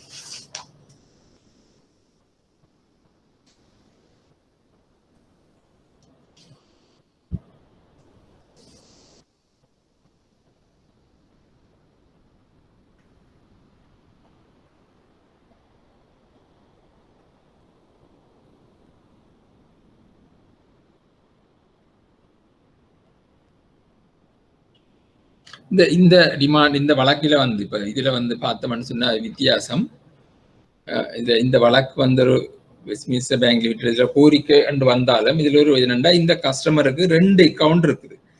2 அக்கௌண்ட்டுக்கு செக் புக் கொடுத்திருந்தாலும் அவர் என்ன செய்யறார், ஒரு செக் லீவ்ல தான் பேனியால வெட்டி போட்டு அக்கௌண்ட் நம்பரை மாத்தி மற்ற அக்கௌண்ட்டுக்குள்ள செக்ல அக்கௌண்ட் நம்பர் அதில் வெட்டி போட்டு வேறு மற்ற அக்கௌண்ட் நம்பரை போட்டு செக் லீவை இஷ்யூ பண்றார். இட்ஸ் அ டிமாண்ட், செக் லீவை கொடுத்துருக்குறார். ஆனால் அதே நேரத்தில் அந்த சரியான செக்குக்கு அக்கௌண்ட்டுக்குள்ள செக் லீவ் ஸ்டாப் பண்ணப்பட்டிருக்குது. இப்போ வெட்டி மாத்தி கொடுத்தபடியால் மற்ற செக் புக்கு பேங்க் பே பண்ணிட்டது. இப்போ இவர் வழக்கு போறாரு, அது ஸ்டாப் பண்ண செக்கை பே பண்ணாண்டு. ஆனா உண்மையா அது கஸ்டமர் தான் பிள்ளையா விட்டுருக்காரு. 2வது அக்கௌண்ட்டுக்கு பேங்கால பிரிண்ட் பண்ணி கொடுத்த செக்கை 1வது அக்கௌண்ட்டுக்கு ஒரு மாத்தி கொடுத்த நேரத்துல தான் பேங்க் பே பண்ணியிருக்கு.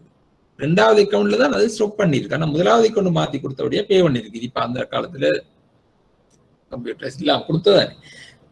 அப்புறம் கோர்ட்ஸுக்கு போனால் கோர்ட்ஸ் என்ன செய்யுதுன்னு சொன்னால், கஸ்டமருக்குத்தான் ஃபேவரா தீர்ப்பளிக்குது.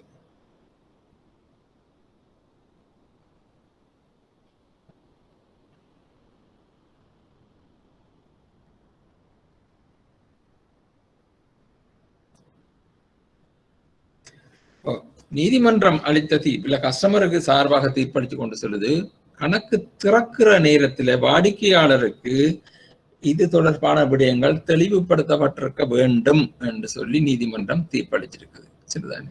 இது ஒரு உதாரண வழக்கு. இந்த பாஸ் புத்தகம் சமர்ப்பிக்கிறது, காசோலை கொடுக்கறதை பற்றிய உள்ள திட்டம். இவ புது திட்டங்கள்ல இது பார்த்தா தான் இது நான் போட்டிருக்கேன். இப்போ புதிய சேமிப்பு புத்தகம் இதெல்லாம் திட்டங்கள்ல சேமிப்பு புத்தகங்கள் இல்லாமல் புதிய திட்டங்கள் அறிமுகப்படுத்தப்பட்டிருக்குது. வாடிக்கையாளர் காசு எடுக்கின்ற ஐடென்டி கார்டை கொடுத்தோ அல்லது இப்ப அதுல படமும் பெரிதாக்கும் அது இதுகளை கோரிக்கை வைக்க வாடிக்கையாளர் வங்கிகள் ஏற்றுக்கொள்றது. என்றாலும் இதுல தொடர்பாக பிரச்சனைகள் எழும்போது எதிர்காலத்தில் தொடர்பான நீதிமன்ற தீர்ப்புகளைத்தான் எதிர்பார்க்கலாம். இது தொடர்பாக வரப்போற ஏதாவது பிரச்சனை ஃபியூச்சர்ல இந்த எலக்ட்ரானிக் பேங்கிங் ஆக்டிவிட்டிகள் ஏதாவது வழக்குகள் வந்தால்தான் இது தொடர்பாக ஏதாவது வரலாம். அது வரைக்கும் இதுகள் தான் இன்னும் ஸ்டில் இன் எஃபெக்ட். சரிதானே, இன்னும் அந்த வழக்குகளும் இங்கே வர இல்லை எங்களுக்கு. அப்படி புதுசாக வந்தா தான் இப்போ புத்தகம் இல்லை அப்பாஸ் அக்கௌண்ட் திரட்டுறது மெத்தேடுகள் எல்லாத்துக்கும் அந்த எலக்ட்ரானிக் ஆக்டுக்கெலாம் கொடுபடுது, எலக்ட்ரானிக் டிரான்சாக்ஷன் ஆக்டுக்குள்ள வருகுது. அது நாங்கள் படிப்பவங்க வருது. அது வரைக்கும் இதுதான் நடைமுறை. ரைட். அடுத்த கடமை வங்கியின் ஒரு கணக்கை மூடுவதற்கு முன் வாடிக்கையாளருக்கு நியாயமான கால அவகாசம் வழங்கப்பட வேண்டும். இது ஒரு முக்கியமான ஒரு வங்கியின் கடமை.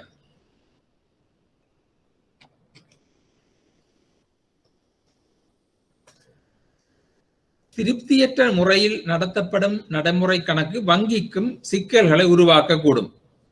இது உங்களுக்கு வங்கியில பார்த்துருப்பீங்க. இப்ப அன்சாட்டிஸ்ஃபேக்டரி கண்டக்ட் அக்கவுண்ட்ஸ், இது வாடிக்கையாளர் காசோலையே எழுதினால் இது வங்கிக்கு தச்சமயம் புலையாக கொடுப்பனவு செய்துட்டால் அதுக்கு திருப்பி காசு வராட்டி வங்கிக்கும் பிரச்சனை.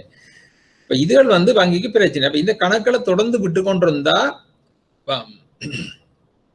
திருப்பி நிறைய காசோலையோ திருப்பி கொண்டு வங்கிக்கு நல்ல இல்லை. அப்ப வங்கி அந்த கணக்கை நடைமுறை கணக்கை மூடுறதுக்கு பார்க்கும். எப்படி? ஆனா மூடுறதுக்கும் வங்கிகள் வாடிக்கையாளருக்கு ஒரு குறிப்பிட்ட தேதியில் அல்லது அதற்கு முன்னராகவோ தங்கள் கணக்குகளை மூடிக்கொள்ளுமாறு எழுத்துப்பூர்வமாக அறிவிக்கும். சட்டப்படி ஒரு நியாயமான கால அவகாசம் வாடிக்கையாளருக்கு வழங்கப்பட வேண்டும். அப்ப வங்கிட்ட நடைமுறை என்று இருக்கும். ஒன்று முதல் அறிவித்தல், இரண்டாம் அறிவித்தல் அப்படி எல்லாம் கொடுக்கறது இருக்கும். சட்டப்படி என்ன வருதுன்றா, திருப்தியற்ற முறையில் நடத்தப்படும் கணக்குக்கு வங்கிகள் வாடிக்கையாளருக்கு ஒரு குறிப்பிட்ட தேதியில் அல்லது அதுக்கு முன்னராக கணக்களை மூடிக்கொள்ளுமாறு எழுத்துப்பூர்வமாக அறிவிக்கும். அது National Westminster Bank versus Halesowen Presswork Assemblies limited 1972. இதுல நியாயமான கால அறிவிப்பை கொடுக்காமல் நிலுவையில் உள்ள காசோலைகளுக்கு ஏற்பாடு செய்யாமல் வரவு நிலுவைத் தொகையை செலுத்துவதன் மூலம் வங்கியில் உள்ள ஒரு கணக்கை மூட முடியாது என்று நீதிமன்றம் தீர்ப்பளித்தது. அந்த ஒரு பிசினஸ் அக்கவுண்ட அவருக்கு ஒரு ரீசனபிள் டைம் கொடுக்காமல் அந்த அக்கவுண்ட்ல இருந்த கிரெடிட் பேலன்ஸை அப்படியே க்ளோஸ் பண்ணி அவருக்கு திருப்பி அனுப்பி அக்கவுண்ட க்ளோஸ் பண்ண இயலாதுன்னு சொல்லி கோர்ட்ஸால முடிவு செய்யப்பட்டது. அதாவது அந்த என்ன வேற காசோலையோ கொடுத்துருக்கலாம், திரும்புற காசோலையும் இருக்கும், கொடுப்பனவு செய்யப்படுற காசோலையும் இருக்கும். அப்ப நியாயமான ஒரு காலம் கொடுபட வேண்டும். அதுதான் அது ஒரு வங்கியின் கடமை. ஒரு கணக்கை மூடுவதற்கு முன் வாடிக்கையாளருக்கு நியாயமான கால அவகாசம் வழங்கப்பட வேண்டும். அதுக்கு உதாரண வழக்குத்தான் இந்த national Westminster Bank versus Halesowen பிரஸ்பர்க் 1972 கிட்ட ரீசன்ட்லி உள்ள வழக்கு போடணும். அதுக்கு பழசுகளும் இருக்குது, கிட்டடியா உள்ள வழக்கு போட்டது.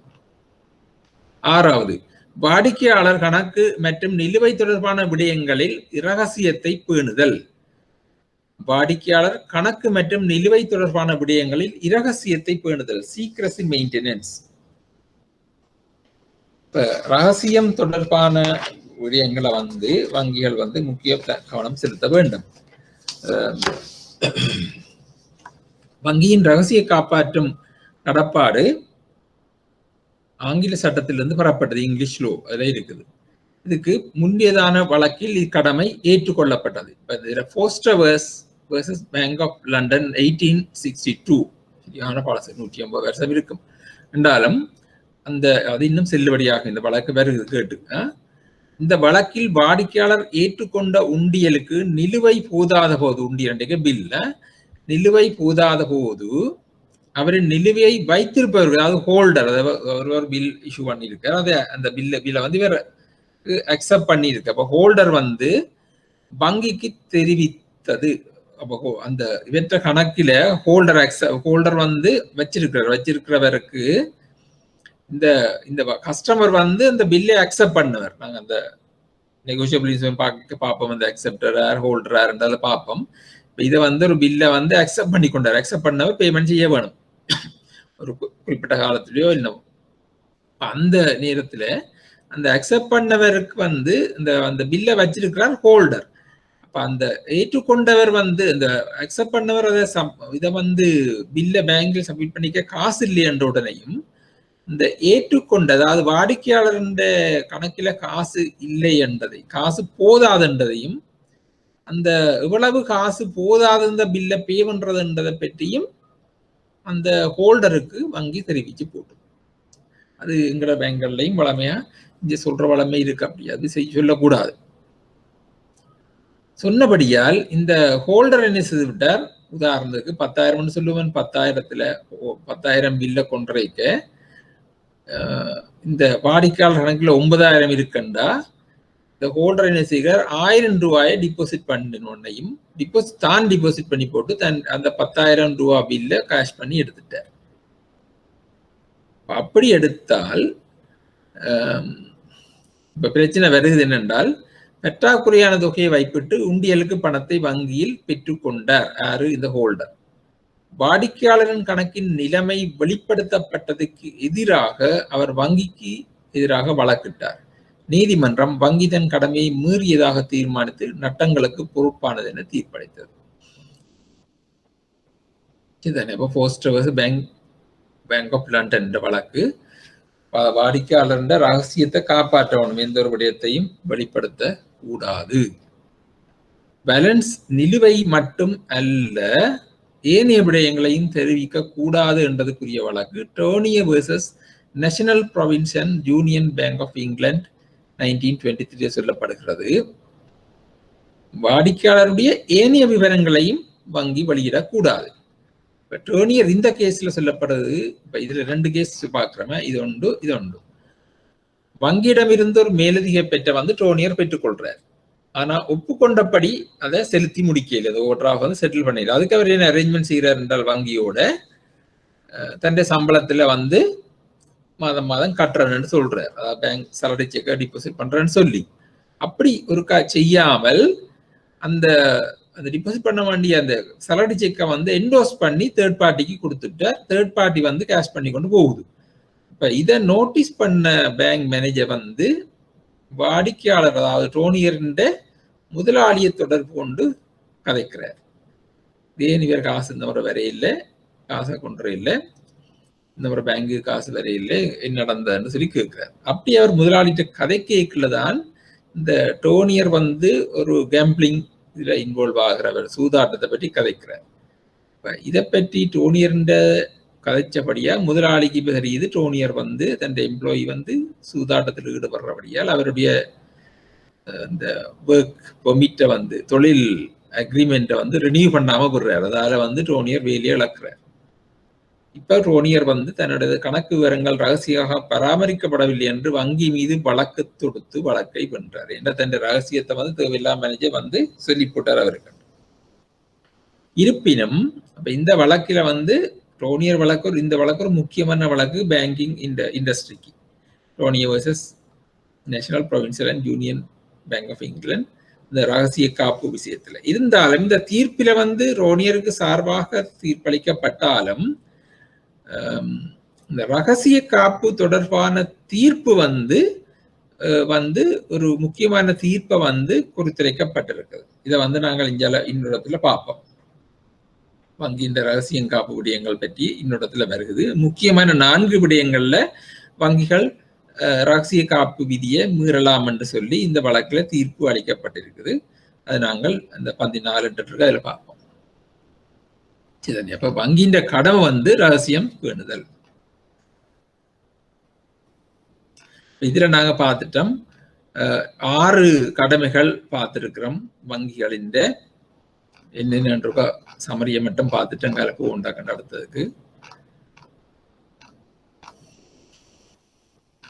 1 வாடிக்கையாளர் பண வைப்பு, காசோலைகள் மற்றும் சேகரிப்பதற்கான பிற கருவிகளை ஏற்றுக்கொள்ளுதல் கடமை. 2வது காசோலையோடு கொடுப்பனவு செய்ய வேண்டிய வங்கியின் கடமைப்பாடு. அதுல உள்ள நிபந்தனைகளை நாங்க பார்த்திருக்கோம். அதாவது விளம்பரப்படுத்த வியாபார நேரத்தை பற்றி பார்த்திருக்கிறோம். மற்றது சட்டப்படி ஒரு தடையும் இல்லாம இருக்க வேணும் என்று சொல்லியும் பார்த்திருக்கிறோம். அதுல என்னென்ன தடைகள் என்று பார்த்திருக்கிறோம். 3வது வங்கியாளர் கருத்தை வழங்குதல், ஸ்டேட்டஸ் ஒப்பீனியன் வழங்குறது ஒரு கடமை இருக்குது. அதன் நிபந்தனைகளை பார்த்திருக்கு.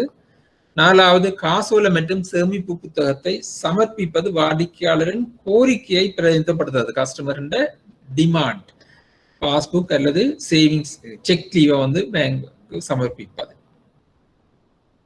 5வது கணக்கினை ஒரு கணக்கை மூடுவதற்கு முதல் வாடிக்கையாளருக்கு நியாயமான கால அவகாசம் வழங்கப்பட வேண்டும். அதுவும் வங்கியின் கடமை. 6வது, வாடிக்கையாளர் கணக்கு மற்றும் நிலுவை தொடர்பான ரகசியங்களில் இரகசியத்தை பேணுதல் வேண்டும். கணக்கு மற்றும் நிலுவை மற்றும் தொடர்பான விடயங்களில் ரகசியத்தை பேண வேண்டும். சரிதானே? இது வங்கியின் கடமையை பார்த்துட்டோம்.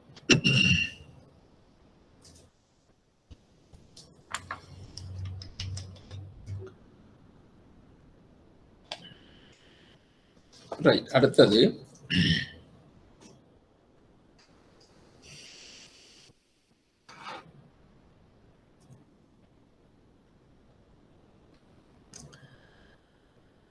வார கேள்வியில கடமையில சொல்லி கேட்காமல் ஒரு குறிப்பிட்ட கடமையை வந்து கேஸ்லோ சர்க்கியூட் விளங்கப்படுத்துறதுதான் இப்ப கூட கேள்விப்படுது. பாஸ் பேப்பர் பாத்தீங்கன்னா தெரியும், அப்படித்தான் வருகிறது. அதுக்கேற்ற மாதிரி you have to prepare. Right.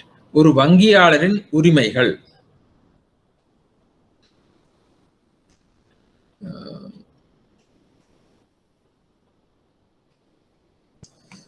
ஒரு வங்கியாளரின் உரிமை, ரைட்ஸ் ஆஃப் அ பேங்கர். வங்கியாளர்களுக்கு கடமைகளை செய்ய நாங்கள் முதலே பார்த்துறாங்க, சில உரிமைகளும் இருக்கு. பிசினஸ் பேங்கிங் பிசினஸ் செய்து போய்க்க பேங்கர்ஸ் ரைட்ஸ் ஆல்சோ, கடமை மட்டும் இல்லை உரிமையும் இருக்குது. இப்போ பார்ப்போம் இதுல சில என்னென்ன உரிமைகள் இருக்குன்னு பார்த்தா, முதலாவது வாடிக்கையாளர்களுக்கு வழங்கப்பட்ட கடன்கள் மற்றும் முற்பணங்களுக்கு வட்டி வசூலிக்கும் உரிமை. அப்ப வட்டி அறவிடும் உரிமை இருக்கு. வழங்கப்பட்ட கடன்கள் அல்லது மற்றது முற்பணங்கள், கடன் லோனோ ஓவர்டிராஃப்ட் ஃபெசிலிட்டிகளுக்கு வட்டி வழங்குற வட்டியை அறவிடும் உரிமை இருக்குது. 2வது தரகு அறவிடும் உரிமை, கமிஷன். சரிதானே? கமிஷன் மற்ற சர்வீஸ் சார்ஜ் இதுகள் வழங்குற அறவிடுறதுக்கு உரிமை இருக்குது. வழங்கப்பட்ட சேவைகளுக்கான தரகு மற்றும் சேவை கட்டணங்களை வசூலிக்க உரிமை. வங்கிகள் இந்த கட்டணங்களை வாடிக்கையாளரின் கணக்கிலிருந்து பெற்று வைக்கலாம். இது ஒரு வங்கிகளுக்கு ஒரு உரிமை இருக்கு. சில பேர் சில கஸ்டமர்ஸ் வந்து இந்த கணக்கில் வெட்டியாச்சுன்னு சண்டை பிடிக்கணும். But bank has the right. பாத்திய உரிமை சொல்ற right to lien. Right to lien பாத்திய உரிமை என்று சொன்னா, வங்கி அனுபவிக்கும் மற்றொரு முக்கியமான உரிமை பாத்திய உரிமையாகும். கடனாளியால் கடனை திருப்பி செலுத்தும் வரை கடனாளிக்கு சொந்தமான பொருட்கள் மற்றும் பத்திரங்களை ஒரு பிணையாக வைத்திருக்க வங்கிக்கு உரிமை இருக்குது. இதுதானே? கடனாளிக்கு சொந்தமான பொருட்கள் மற்றும் பத்திரங்களை பிணையாக வைத்திருக்க வங்கிக்கு உரிமை உண்டு. கடனாளியின் பிணையங்களை பராமரிக்க மட்டுமே வங்கிகளுக்கு உரிமை உண்டு, அவற்றை விற்க முடியாது. அப்ப அதுல சொத்துக்கள் எல்லாம் இருக்கு தானே, அது அந்த சொத்துக்களுக்கு மேலே ஒரு உரிமை இருக்கு. அதான் பாத்திய உரிமை என்று சொல்றது. சட்டம் வங்கிக்கு உரிமையை அளிக்கிறது, யாரும் அதை எதிர்க்க முடியாதுன்னு சொல்லப்படுறது. இந்த வழக்கில் ஆண்டர்சன் வெர்சஸ் ஓரியண்டல் பேங்க் வந்து சொல்லப்படுகிறது.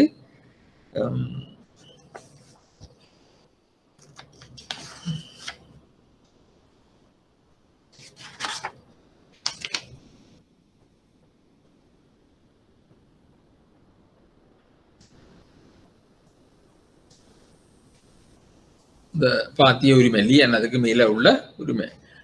ரைட். இதை வந்து வங்கிக்கு அந்த உரிமை இருக்கிறது, அதை எதிர்க்க முடியாது. 4வது உரிமை ரைட் டு செட் ஆஃப், சரியீடு செய்யும் உரிமை. வாடிக்கையாளர் கணக்குகளை சரியீடு செய்யும் உரிமை வங்கியாளருக்கு உண்டு. வாடிக்கையாளர் கணக்குகளை சரியீடு செய்யும் உரிமை வங்கியாளருக்கு உண்டு. இதுல சில நிபந்தனை இருக்கு. சரியீடு ஒரே ஒரு வாடிக்கையாளருடைய கணக்காகத்தான் இருக்க வேண்டும். வேறு வாடிக்கையாளருடைய கணக்குகளை சரியீடு செய்ய முடியாது.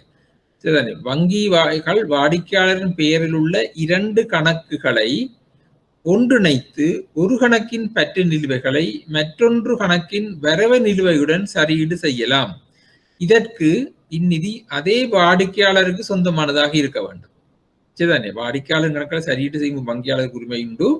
வங்கிகள் வாடிக்கையாளர் பெயரில் உள்ள 2 கணக்குகளை ஒன்றிணைத்து ஒரு கணக்கின் பற்று நிலுவையை மற்றொரு கணக்கின் வரவு நிலுவையுடன் சரியீடு செய்யலாம், செட் ஆஃப் பண்ணலாம். இதற்கு நிதி அதே வாடிக்கையாளருக்கு சொந்தமானதாக இருக்க வேண்டும். அதுக்கு 2 வழக்கு இருக்கு. Garnett versus McKewan, Barclays Bank limited versus ஒக்கனாச் 1966 லேட்டஸ்ட் வழக்கணும் போட்டிருக்கும்.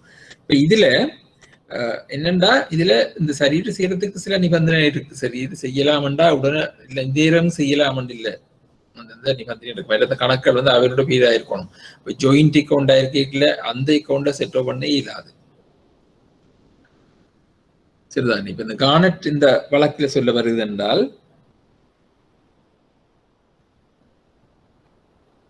இப்ப சில நேரத்துல ஒரு அக்கௌண்ட் ஓடியா இருக்குது, அந்த ஓடி கட்டாமலே கிடக்கு, இன்னொரு அக்கௌண்ட்ல கிரெடிட்டா இருக்கு, அந்த இதை செக் வருது. அப்ப என்ன செய்யலாம், இந்த ரெண்டையும் கம்பைன் பண்ணி, ரெண்டு அக்கௌண்டையும் வந்து கம்பைன் பண்ணி அந்த பேலன்ஸை வந்து டெபிட் பேலன்ஸை காட்டி அந்த செக்கை ரிட்டர்ன் பண்ணலாம், அல்லது இன்சபிஷியன்ட் ஃபண்ட்ஸ் சொல்லி காணாத செக்கை பே பண்றேன்னு சொல்லி திருப்பலாம். அந்த உரிமை வங்கிக்கு இருக்கு. என்ன செய்யலாம், ஒரு அக்கௌண்ட் ஓடியில் நிற்கிது, மற்றது கிரெடிட்ல இருக்க பேலன்ஸ் ரெண்டையும் சேர்த்து செக்கு காசு காணாண்டு திருப்பலாம், அல்லது இன்சபிஷியன்ட் ஃபண்ட்ஸ் சொல்லலாம், திருப்பலாம். ரைட். அப்ப set off right to set off உரிமை, வங்கிக்குள்ள உரிமை. ஒதுக்கீட்டின் உரிமைகள் right of appropriation. Set off வேற, ரைட் ஆஃப் அப்ரோப்ரியேஷன்ன்றது வேற. இந்த அப்ரோப்ரியேஷன் என்று சொல்லிக்குள்ள ஒரு வாடிக்கையாளர் வங்கியில் இருந்து பல கடன்களை எடுத்துள்ளார். சரிதானே, சில அநேகமான கஸ்டமர்ஸ்க்கு இப்ப உள்ள நிலைமையில பார்த்தா எல்லாருக்கும் பல கடன் இருக்குது, பேக்கேஜ் தானே. ரைட். மேலும் அவர் இந்த அறிவுறுத்தலும் இல்லாமல் சில வைப்புகளை செய்கிறார். சரிதானே.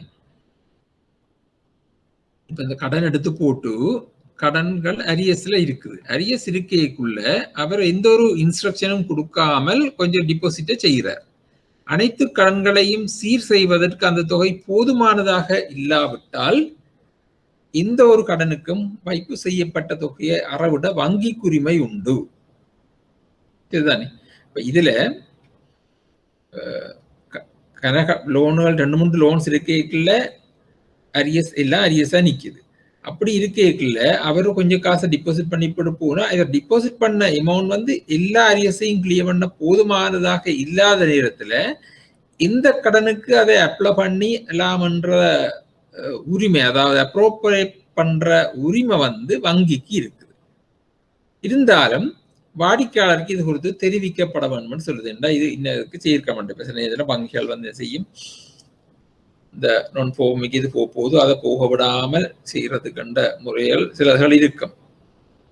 சில இடங்கள்ல வேற வேற பிரச்சனைகள் வரும், மீன் அந்த கடனை செட்டில் பண்ணுங்க, இதை செட்டில் பண்ணுங்க, அப்படி என்று சரி. சில கஸ்டமர்ஸ் வந்து செக்யூர்ட் கடனை செட்டில் பண்ணி கொண்டு அன்செக்யூர்டை வச்சுக்கொள்ள பாப்பினோம். சரிதானே. அப்ப அந்த அப்படியானதுதான் கூட பிரச்சனை வரும். அன்செக்யூர்ட் லோனை வந்து அரியஸ் இல்லாம அரியஸோட வச்சுக்கொண்டு அன்செக்யூர்ட் லோனை வந்து ரிலீஸ் பண்ண பாக்குறது.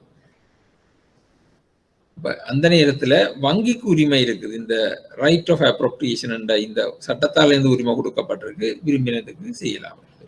இருந்தாலும் வாடிக்கையாளருக்கு அறிவிக்கணும். கணக்கை மூடுவதற்கு உரிமை நாங்கள் பார்த்திருக்கிறோம்.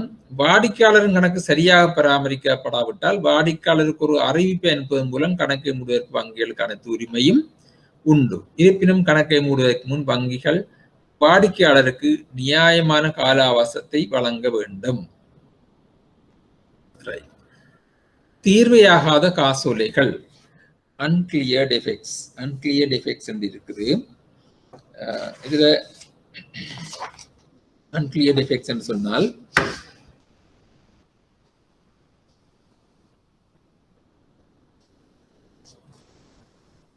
சில கஸ்டமர்ஸ் இருக்கு, செக் டிபாசிட் பண்ணி கிளியர் ஆக முதலே அதுக்கு காசு எடுக்க தர சொல்லி டிமாண்ட் பண்றது இருக்குது. ஆனால் அப்படி செய்ய வேண்டிய கடமை வங்கிகளுக்கு இல்லை.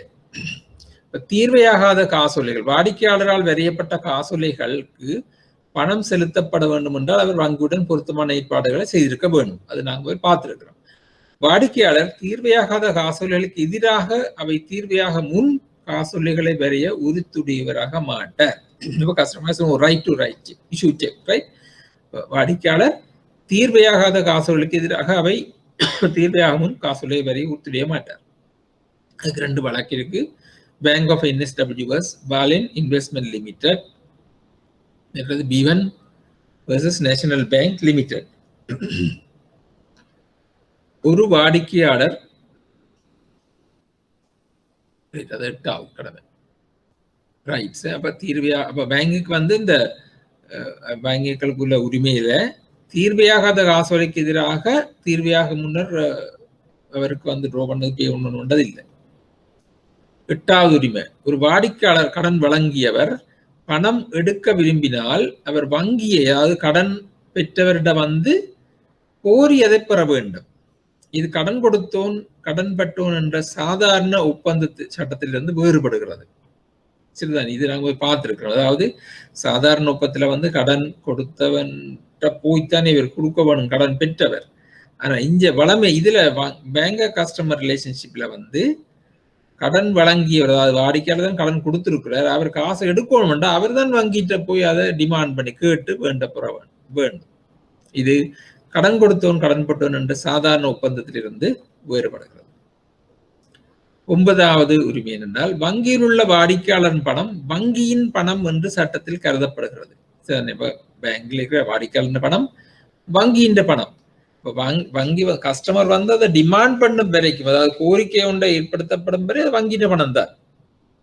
மேலும் வாடிக்கையாளரால் செலுத்தப்படும் வரை வங்கி அத்தகைய பணத்துடன் விரும்பியதை செய்ய முடியும். அது இந்த சட்டத்தில் குறிப்பிடுகிறது, சொல்லப்பட்டிருக்கின்ற அந்த பணத்தை பேங்க் எடுத்து தான் விரும்பினபடி முற்பணங்கள் கொடுக்கலாம், செலவு செய்யலாம், எல்லாம் சொல்லப்பட்டிருக்குது. 10வது, தவறுதலாக செலுத்திய பணத்தை மீட்கும் வங்கியாளரின் உரிமை. தவறுதலாக செலுத்திய பணத்தை மீட்கும் வங்கியாளரின் உரிமை. பேங்க் இதுல வந்து சாதாரணமாக நடக்கிற ஒரு செயல்பாடுதான் இந்த இது. பிள்ளையாக வந்து பேங்க் வந்து ஒரு கஸ்டமர் செக்கை வந்து பே பண்ணி போடுறது. சரிதானே, அப்படி பே பண்ணிட்டா அதை வந்து மீட்கிற உரிமை இருக்குது. தவறுதலாக பணம் செலுத்திய வங்கி அதன் வாடிக்கையாளர் அல்லது வாடிக்கையாளரின் வேண்டுகோளின் பேரில் 3ஆம் தரப்பினருக்கு அவ்வாறு செலுத்தப்பட்ட பணத்தை மீட்க உரிமை உள்ளது. இப்ப 2 இருக்கலாம், ஒன்று வாடிக்கையாளருக்கு செலுத்திருக்கலாம் பிள்ளையா, அல்லது வாடிக்கையாளர் ரிக்வெஸ்ட்ல தேர்ட் பார்ட்டிக்கு பே பண்ணி இருந்தால் பிள்ளையாக செலுத்தி இருந்தால் அதை மீட்க உரிமை இருக்கு. வங்கிகள் வாடிக்கையாளரால் முறையாக செலுத்துதலை ரத்து செய்த அல்லது நிறுத்தப்பட்ட காசோலைகளுக்கு தவறுதலாக கொடுப்பனவு செய்த வழக்குகள் உள்ளன. சில கேஸுகள் இருக்குது பேங்க்ல. கஸ்டமர் வந்து முறைப்படி, சரிதானே, ப்ராம்ப்ட்லி முறைப்படி ஸ்டாப் பேமெண்ட் செய்த செக்ஸை வந்து சரிதானே முறைப்படி ஸ்டாப் பண்ணப்பட்ட செக்ஸுக்கு வந்து பிள்ளையா பேமெண்ட் செய்த கேஸுகள் இருக்குது.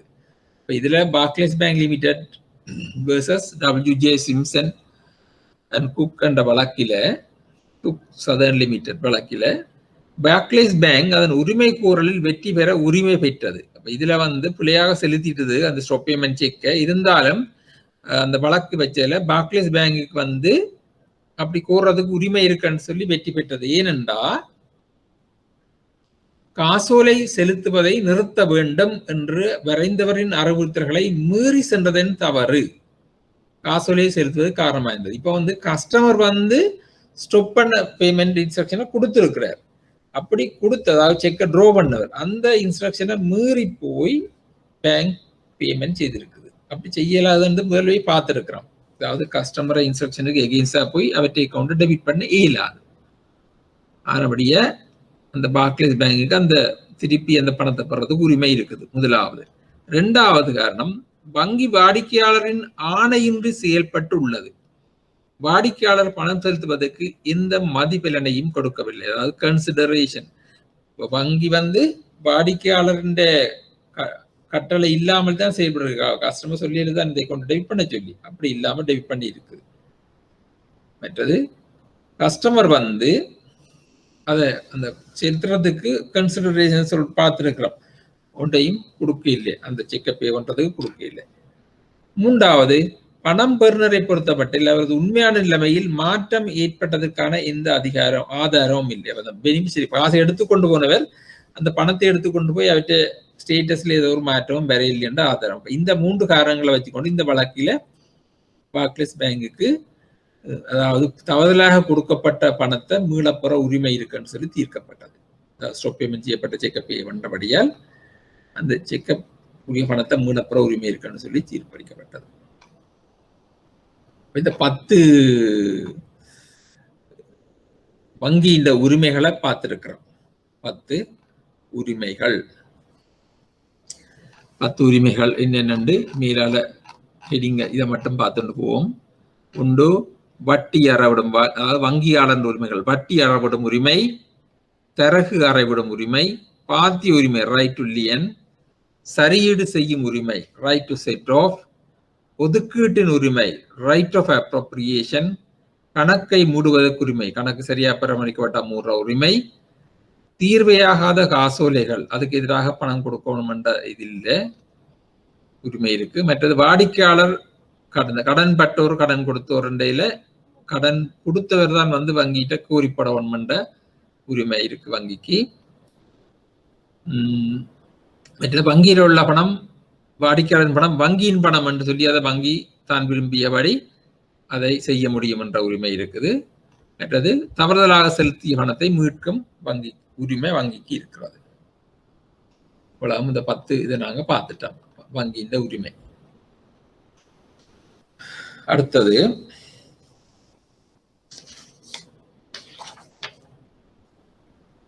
இனி வந்து வாடிக்கையாளரின்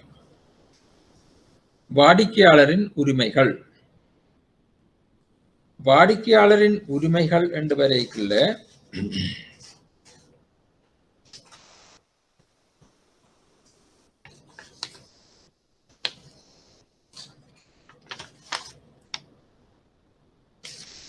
ரைட், வாடிக்கையாளரின் உரிமைகள் என்று பார்த்தால் நாங்க வங்கிக்கு என்ற மாதிரி கஸ்டமருக்கும் இருக்கு உரிமைகள். கணக்குகளை திறத்தல் மற்றும் பராமரித்தல். வாடிக்கையாளர் வங்கிக்கு ஒரு ஆணை வழங்குகிறார், அதன்படி வங்கி செயல்பட வேண்டும். சரிதான். இப்ப கஸ்டமருக்குள்ள ரைட் என்னென்றால் கணக்கு திறக்க அக்கௌண்ட் ஓப்பனிங் அண்ட் மெயின்டெனன்ஸ்ல அவருக்கு ஒரு உரிமை இருக்குது. அவர் ஒரு இன்ஸ்ட்ரக்ஷன் கொடுத்தா அதன்படி வங்கி செயல்பட வேண்டும். அதுக்கு ஒரு வழக்கு இருக்குது, ஹியூனா Payne versus Federal Bank of Australia 1892. இதுல வந்து இந்த வழக்குல கணக்கு மேலதிக பெற்ற நிலையில இருக்க வாடிக்கையாளர் ஒரு டிபாசிட் பண்ணி போட்டு தான் கொடுத்த செக்ஸ் வருது, அதை பே பண்ண சொல்லியிருக்காரு. அந்த கேஷியருக்கு சொல்லிட்டு போயிருக்காரு. இது வந்து அந்த கேஷியர் வந்து அந்த பேங்க் மேனேஜருக்கு அதை இன்ஃபார்ம் பண்ணி இருக்கிறார். இருந்தாலும் இந்த மேனேஜர் என்ன செய்திருக்கிறார், அந்த செக்ஸ் பேமெண்ட்டுக்கு வரைக்குள்ள அந்த டிபாசிட்டை வந்து அந்த முதல்ல இருந்த ஓடிய குறைக்கிறத செய்து போட்டு கஸ்டமருக்கு சொல்லாமல் செக்ஸை வந்து ரிட்டர்ன் பண்ணி விட்டுருக்கிறார். தவறாக காசோலை திருப்பியதற்காக சேதங்களுக்கான நடவடிக்கையில் வெற்றி பெற வாடிக்கையாளருக்கு உரிமை உண்டு என்று நீதிமன்றம் கருதியது. இந்த இதுல தவறாக காசோலை திருப்பியதற்காக சேதங்களுக்கான நடவடிக்கையில் வெற்றி பெற வாடிக்கையாளருக்கு உரிமை உண்டு என்று நீதிமன்றம் கருதியது. இந்த ஹியூனோ Payne versus Federal Bank of Australia வழக்கில், அதாவது வாடிக்கையாளருக்கு இருக்குது தவறு சொல்லுற ஆணையை வங்கி ஏற்றுக்கொண்டு செயல்பட வேணும் என்று மேலதிகப்பட்டு இருக்கேக்குள்ள ஒரு டிபாசிட் செய்து ஒரு செக்கை பே பண்ணுங்கோ அந்த சொல்லி போட்டு போக அதை பே பண்ணாம ரிட்டர்ன் பண்ணிக்க இந்த பிரச்சனை இருக்கிறது. அது ஒரு உரிமை இருக்குது. ரெண்டாவது, ஒரு கணக்கை நிறுத்த. எந்த ஒரு வாடிக்கையாளரும் தனது கணக்கின் பரிவர்த்தனையை தற்காலிகமாக நிறுத்த அறிவுறுத்தினால் அது ஏற்றுக்கொள்ளப்பட வேண்டும். ஆணைப்பத்திரம் ரத்து செய்யப்பட்டவுடன் கணக்கு நிறுத்தப்பட வேண்டும். அது ஒன்று இருக்குது. சில மெண்டேட் கேன்சல் பண்ணா நிப்பாட்ட வேண்டும். வங்கியாளர் வாடிக்கையாளர் உறவு முறை தொடரும். கணக்கு மூடப்பட்டாலும் இந்த கணக்கு நிப்பாட்டின ஸ்டாப் மூடுறது என்ன, ஸ்டாப் பண்றது, கணக்கை நிறுத்துறது.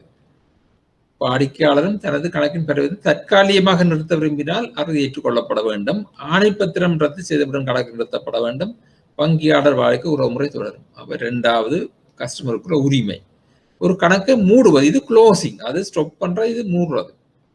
ஒரு வாடிக்கையாளருக்கு தனது கணக்கினை எந்த நேரத்திலும் மூட உரிமை உண்டு. கஸ்டமர் வந்து தன் அக்கௌண்ட் எந்த நேரம் மூடிக்கொண்டு போகலாம். கணக்கை நிறைவுறுத்தும் வழிமுறைகள் எழுத்துப்பூர்வமாக இருக்க வேணும், இன் ரைட்டிங். அப்போ இந்த கணக்கு க்ளோஸ் பண்ற இது வந்து ரைட்டிங்ல இருக்க வேணும். வாடிக்கையாளர் வங்கியாளர் உறவு முடிவுக்கு வருகின்றது. அது கஸ்டமர் பேங்க் ரிலேஷன்ஷிப் இதுல வந்து ஒரு எண்டுக்கு வருகிறது. கணக்கு மூடப்பட்டிருந்தாலும் கூட ரகசியம் வங்கியால் பராமரிக்கப்பட வேண்டும்.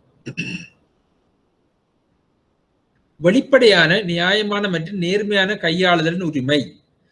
வெளிப்படையான நியாயமான மற்றும் நேர்மையான கையாளுதல் உரிமை. இதுல வந்து வாடிக்கையாளருக்கு ஒரு உரிமை இருக்குது. வங்கிகளுக்கும் வாடிக்கையாளருக்கும் இடையிலான ஒப்பந்தத்தை சாதாரண மனிதர்கள் எளிதில் புரிந்து கொள்ள வேண்டும். தேவையான அனைத்து தகவல்களும் வாடிக்கையாளருக்கு வழங்கப்பட வேண்டும். இதுல முக்கியமானதா வருகுது. இப்ப கஸ்டமர் சார்ட்டர் ஒன்று வருகுது. இது ஒரு கேள்வி வேறையா வருது. அது லோ இல்லாட்டியும் இது ஒரு கேள்வி வருகுது. இது ஒரு உரிமையா இருக்கு. வெளிப்படையான நியாயமான மற்றும் நேர்மையான கையாள் உரிமை இருக்கு. வாடிக்கையாளருக்கு அவர் விளங்கக்கூடிய வகையில சாதாரண விதத்துல அவருக்கு விளங்கக்கூடிய வகையில தகவல்கள் வழங்கப்பட வேண்டும்.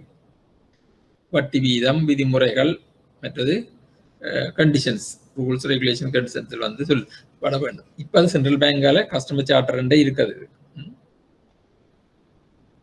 இது வாடிக்கையாளர் உரிமை. இப்ப 4 உரிமை நாங்க பார்த்தனாங்க. ஒன்று, கணக்கை திறத்தல் மற்றும் பராமரித்தல், ஒரு கணக்கை நிறுத்துறது, கணக்கை மூடுறது உரிமை இருக்கு, வெளிப்படையான நியாயமான மற்றும் நேர்மையான கையாள உரிமை. இனி பார்ப்போம் வாடிக்கையாளர் கடமை, கஸ்டமர்ஸ் டியூட்டி. கஸ்டமர்ஸ் டியூட்டி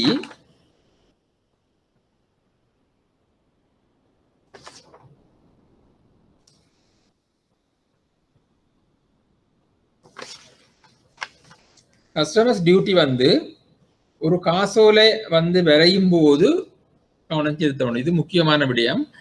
வாடிக்கையாளர் ஒரு காசோலை வரைய ஒரு மிகுந்த கவனம் செலுத்த வேண்டும். காசோலை வரைவதில் நியாயமான அக்கறை செலுத்துவதன் மூலம் வங்கியாளர் தவறாக வழிநடத்தப்படுவதிலிருந்தும் மற்றும் மோசடியிலிருந்தும் தவிர்க்க முடியும்.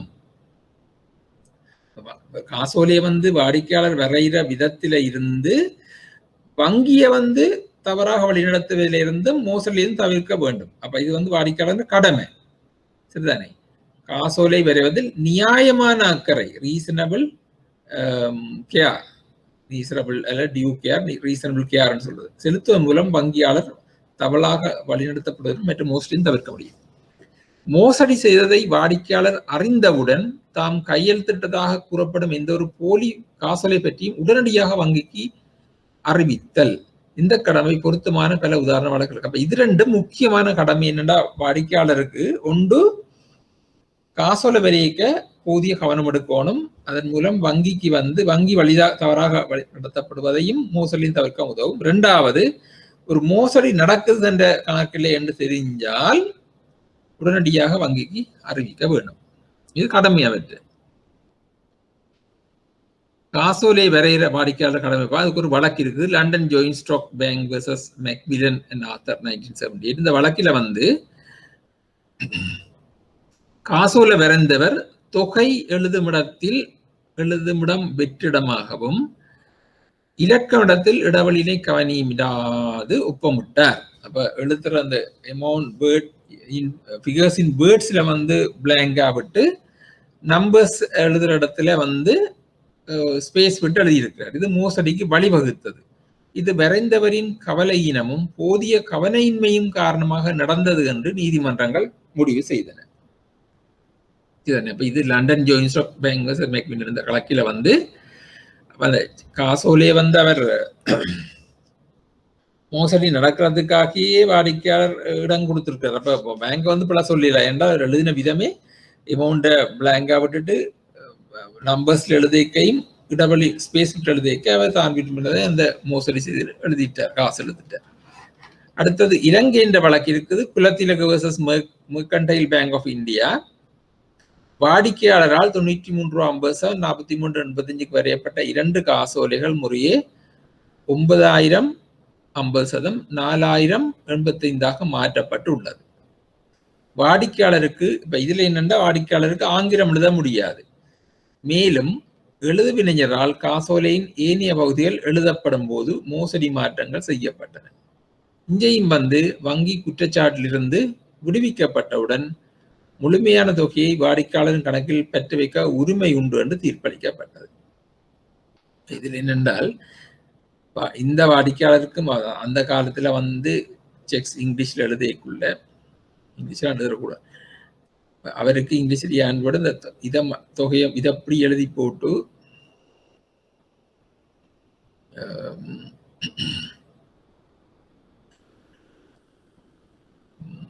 அவர் கையெழுத்து வச்சு கொடுத்துட்டு போயிடுறார் செக்ஸை அப்ப அந்த கிளார்க் என்ன செய்யறார், அதை அமௌண்ட்டை மாத்தி எழுதி எடுக்கிறார்.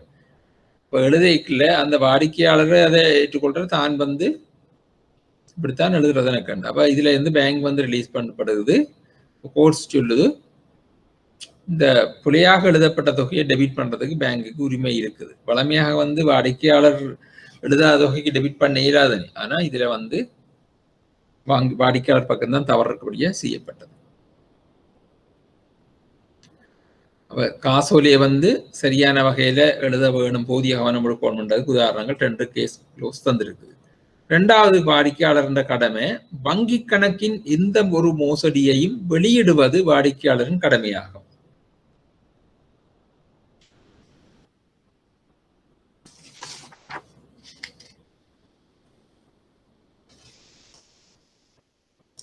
வங்கி கணக்கின் எந்த ஒரு மோசடியையும் வெளியிடுவது வாடிக்கையாளரின் கடமையாகும். இதுவும் ஒரு முக்கியமான வழக்கு, கிரீன்வுட் வெர்சஸ் மார்டின்ஸ் பேங்க் என்ற வழக்கு 1933. இந்த வழக்கில வந்து எந்த ஒரு மோசடி நடந்தா அதை வாடிக்கையாளர் வந்து வங்கிக்கு அறிவிக்க வேணும். அறிவிக்காமல் விட்டால் அவர் வந்து இந்த தடக்கல் விதியின்படி அதிலிருந்து பிறகு பின்வாங்க முடியாது.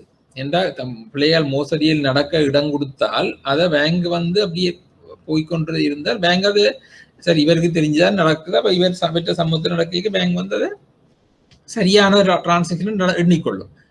பிறகு வந்து பிள்ளைன்னு சொல்லி அவரால் அதை சொல்ல முடியாது, நியாயப்படுத்த முடியாது. அதற்குரிய ஒரு வழக்கு இந்த Greenwood versus Martin bank limited 1933. இதுல சொல்லப்படுகிறது இந்த வழக்கில மனைவி வந்து 410.6 ஸ்டேர்லிங் பவுண்ட்ஸ் டோட்டலா உள்ள அளவுக்கு 44 காசோலைகளை கணவரின் கையொப்பங்களை வச்சிருக்காரு. வைஃப் வந்து ஹஸ்பண்ட் சிக்னேச்சர் மாதிரி வச்சு 44 செக்ஸ் கொடுத்துருக்குறான். இது வள காலம் இந்த 44 செக்கையும் கொடுத்து கேஷ் பண்ணி போகும் மட்டும் ஹஸ்பண்ட் பேசாம இருந்திருக்கிறார். அது வரைக்கும் தெரியும் அவருக்கு மனைவி செய்கிறான், ஆனா பேசாம இருந்து போட்டு மனைவி தற்கொலை செய்து இறந்து பிறகு 8 மாதங்கள் கடந்து மற்றும் மனைவியின் தற்கொலைக்கு பிறகு வந்து பேங்க்ல சொல்றார் தான் கையெழுத்து வைக்கல அடுத்த. இப்ப வந்து பேங்க் என்ன செய்யுது, அப்ப அதுல சொல்றார் தந்த காசோலை கையொப்பங்கள் போலியானவை என்று வாதிடும் உரிமை வாதிக்கு சட்டத்தால் தடுக்கப்பட்டுடன் ஸ்டாப்ட், பணத்தினை மீட்க உரிமை இல்லை என்றும் தீர்ப்பளிக்கப்பட்டது. சரிதானே? எனவே காசோலையில் கையொப்பங்கள் போலியானவை என்று வாதிடும் உரிமை வாதிக்கு சட்டத்தால் தடுக்கப்பட்டுள்ளதுடன் பணத்தை மீட்கும் உரிமை இல்லை என்றும் தீர்ப்பளிக்கப்பட்டது. அப்ப எந்த ஒரு மோசடியும் அவர் வந்து தெரிவிக்க வேணும். அப்ப ஏதாவது கேள்வி வந்தா இதுதான் வழக்கு உதாரணம் என்கிட்ட இருக்கிறது. வாடிக்கையாளர் கடமை வந்து 2 கடமை தான் சொல்லப்படுறது. கொண்டு காசோலைகளை ஒழுங்காக வரைய வேணும், மிகுந்த கவனம் செலுத்தி வரைய வேணும் ஒன்று. அடுத்தது ஏதாவது மோசடிகள் நடக்கும் போது அதை வந்து உடனடியாக வங்கிக்கு அறிவிக்க வேண்டும். ரைட். 4.8 இது வந்து நாங்கள் முதல்ல இதுல பார்த்தோம் ரகசியம் காப்பும் கடப்பாடு. இந்த ரகசியம் காப்பும் கடப்பாட்டுல டியூட்டி ஆஃப் கான்ஃபிடென்ஷியாலிட்டி. டோனியர் வழக்கில் நாங்கள் முன்னுக்கு பார்த்து நாங்கள் வங்கி வாடிக்கையாளர்களின் தகவல்களை வங்கியாளர் வெளியிடக்கூடாது. வங்கி வாடிக்கையாளர் தகவல்களை வங்கியாளர் வெளியிடக்கூடாது. இல்ல வங்கி வாடிக்கையாளர் தகவல் சொல்லிக்கல, பேங்க் பேலன்ஸ் மட்டும் அல்ல, டிரான்சாக்ஷன் மட்டும் இல்ல, அவர் சம்பந்தப்பட்ட வேறு விடயங்களையும் வங்கியை இருந்து வெளியிடக்கூடாதுதான் இதில் சொல்லப்படுகிறது. அதுக்கு நாங்கள் உதாரணமா பார்த்தாங்க அந்த டோனியர் வழக்கிலே அவரோட சூதாட்டத்தில் ஈடுபடுறாரு முகாமையாளர் சொன்னபடியே அவர் வேலை இழந்தார். வேலை இழந்தபடியால் கடைசியாக அவர் வங்கிக்கு எதிராக வழக்கு போட்டு அதுல வெல்றார் அந்த டோனியர். அதுல இருந்து வந்த சில விளக்கங்கள் இதுல வருகிறது பார்ப்போம். இது கணக்கு விவரங்களுக்கு மட்டுமல்ல, வங்கியாளர் வாடிக்கையாளர் உறவிலிருந்து எழும் மற்ற அனைத்து விடயங்களுக்கும் பொருந்தும். இது வங்கி சட்டத்தில் முக்கிய இடத்தை பெறுகிறது.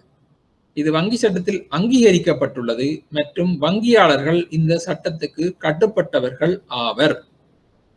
இதுதான் வங்கி சட்டத்தில் அங்கீகரிக்கப்பட்டுள்ளது மற்றும் வங்கியாளர்கள் இந்த சட்டத்தில் கட்டுப்பட்டவர்கள் ஆவர். ரகசிய தன்மைக்கான வங்கியாளரின் கடமை 1923ஆம் ஆண்டில் டோனியர் வழக்கில் மேன்முறையீட்டு நீதிமன்றத்தால் உறுதியாக நிறுவப்பட்டது. இதுதான் நாங்க பார்த்தோம். 1923ஆம் ஆண்டு டோனியர் வழக்கில் உறுதியாக நிறுவப்பட்டது என்பது ஒரு முழுமையான கடமை அல்ல. ரகசியத்தன்மைக்கான வங்கியாளரின் கடமை இந்த டோனியர் வழக்கில் வந்து மேன்முறையீட்டு நீதிமன்றத்தில் உருவப்பட்டது என்றது ஒரு முழுமையான கடமை அல்ல. டோனியர் வழக்கில வந்து நீதிமன்றம் பின்வரும் விதிவிலக்குகளை அங்கீகரித்தது, எக்ஸெப்ஷன். அப்ப அந்த வழக்கிலேயே பேங்க்ஸுக்கு வந்து ரகசியம் காக்கிறதுக்கு சில எக்ஸெப்ஷன்ஸை கொடுத்திருக்கு, விதிவிலக்குகளை அங்கீகரிக்கு. அந்த ரகசியத்தன்மையின் கடமை பொருந்தாது மற்றும் அவர்களின் வாடிக்கையாளர் பற்றிய தகவல்களை வெளியிட வங்கிக்கு உரிமை உண்டு.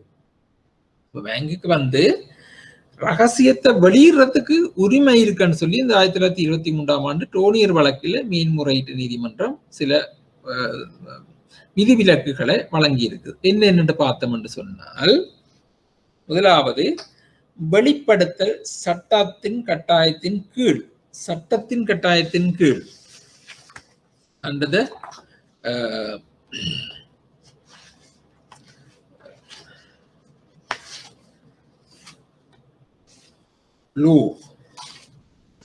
வெளிப்படுத்தல் சட்டத்தின் கட்டாயத்தின் கீழ். சரிதானே? வீடு ஒன்று போட்டு சரியா இருக்கு.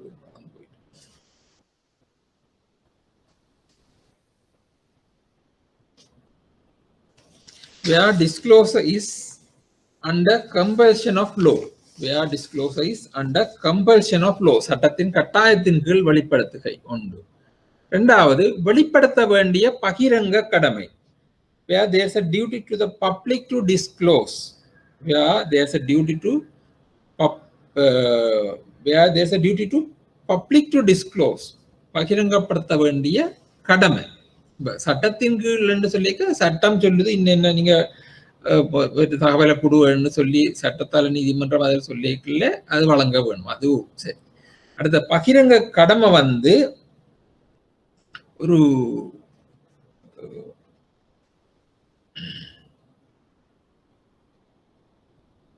ஒரு ஒரு ஒரு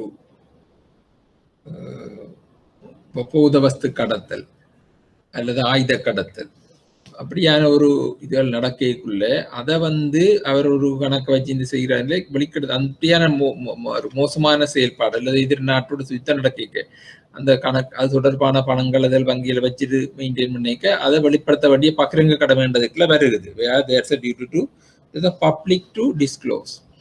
வங்கியின் நலன்களுக்கு வெளிப்படுத்தல் தேவைப்படுத்தப்படும் போது, வங்கியின் நலன்களுக்கு வெளிப்படுத்தல் தேவைப்படுத்தப்படும் போது, where the interest of the bank require disclosure. Where the interest of the bank require disclosure. வங்கியின் நலன்களுக்கு வங்கியின் ஏதாவது செயல்பாட்டுக்கு நன்மையா இருக்க வேண்டும்ன்றதுக்காண்டி இந்த ரகசியம் வெளிப்படுத்தப்படுகிறது. நாலாவது, வாடிக்கையாளரின் வெளிப்படையான அல்லது மறைமுகமான ஒப்புதலுடன் வெளிப்படுத்தல் செய்யப்படுது. வாடிக்கையாளரின் வெளிப்படையான அல்லது மறைமுகமான ஒப்புதலுடன் வெளிப்படுத்தல் செய்யப்படுதல். வாடிக்கையாளர் வந்து கஸ்டமரின் implied or express consent with the consent of customer. Implied or express consent வெளிப்படுத்தல் செய்யப்படுகிறது. இந்த 4 சந்தர்ப்பங்கள்ல இத வந்து ரகசிய காப்பு வெளியிடறதுக்கு உரிமை இருக்கு. ஒன்று, வெளிப்படுத்தல் சட்டத்தின் கட்டாயத்தின் கீழ், வெளிப்படுத்த வேண்டிய பகிரங்க கடமை, வங்கியின் நலன்களுக்கு வெளிப்படுத்தல் தேவைப்படும் பொழுது, வாடிக்கையாளரின் வெளிப்படையான அல்லது மறைமுகமான ஒப்புதலுடன் வெளிப்படுத்தல் செய்யப்படுது. இது வந்து டோனியர் கேஸ்ல வந்து 1923 டோனியர் வழக்கில் மேன்முறையீட்டு நீதிமன்றத்தால் நிறுவப்பட்டதுல வங்கிகளுக்கு ரகசிய காப்பு தன்மையில் வழங்கப்பட்ட விதிவிலக்குகள், இந்த 4 விடயங்கள் பாடமாக்கி வச்சுக் கொள்ள வேணும், என்னவர்களுக்கு எழுத வேணும். இப்ப இலங்கையில வந்து பார்த்தோம் என்று சொன்னா, இலங்கையில இன்னொரு சட்டம் இருக்கு. அதையும் நாங்க அடுத்த கிழமை பார்ப்போம். கொஞ்சம் ஆறுதலா சொல்றேன்டா, இந்த சப்ஜெக்ட் வந்து முக்கியமானது. இலங்கையில் உள்ள பின்வரும் அதிகாரிகளுக்கு தகவல்களை வெளியிடலாம். இது நீதிமன்ற உத்தரவின்படி தகவல் கொடுக்கிறோம். சுங்க கட்டளை பிரிவு 9 கீழ் கோரிக்கை வரலாம், லஞ்ச ஆணைய சட்டத்தின் கீழ் கோரிக்கை வரும், பயங்கரவாத தடுப்பு சட்டத்தின் கீழே கோரிக்கை வரும். ஒரு சட்டம் அந்தந்த அதற்கு அதிகாரங்கள் கொடுக்கப்பட்டதற்குள்ள வரும். இதற்குள்ள அந்த கோரிக்கைகளுக்குள்ள விபரம் வழங்குகளை வளமையாக நீதிமன்றம் தெரியும். இந்த சட்டங்களுக்கு வரைக்கும் வளமையாக அந்த சட்ட அதிகாரியோடு தொடர்பு கொண்டு விசாரிச்சுத்தான் தகவல் வழங்குறது. அப்ப இதோட நாங்க இன்னைக்கு நிப்பாட்டியில தொடர்ந்து அடுத்த கிழமை சற்று நினைச்சது கூட போகும்னு பார்த்தா நேரம் நடக்கும்.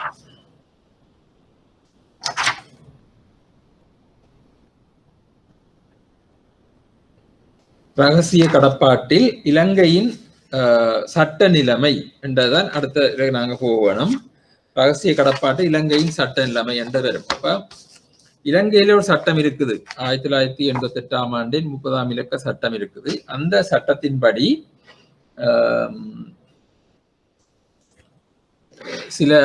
சில கட்டுப்பாடுகள் இருக்கு.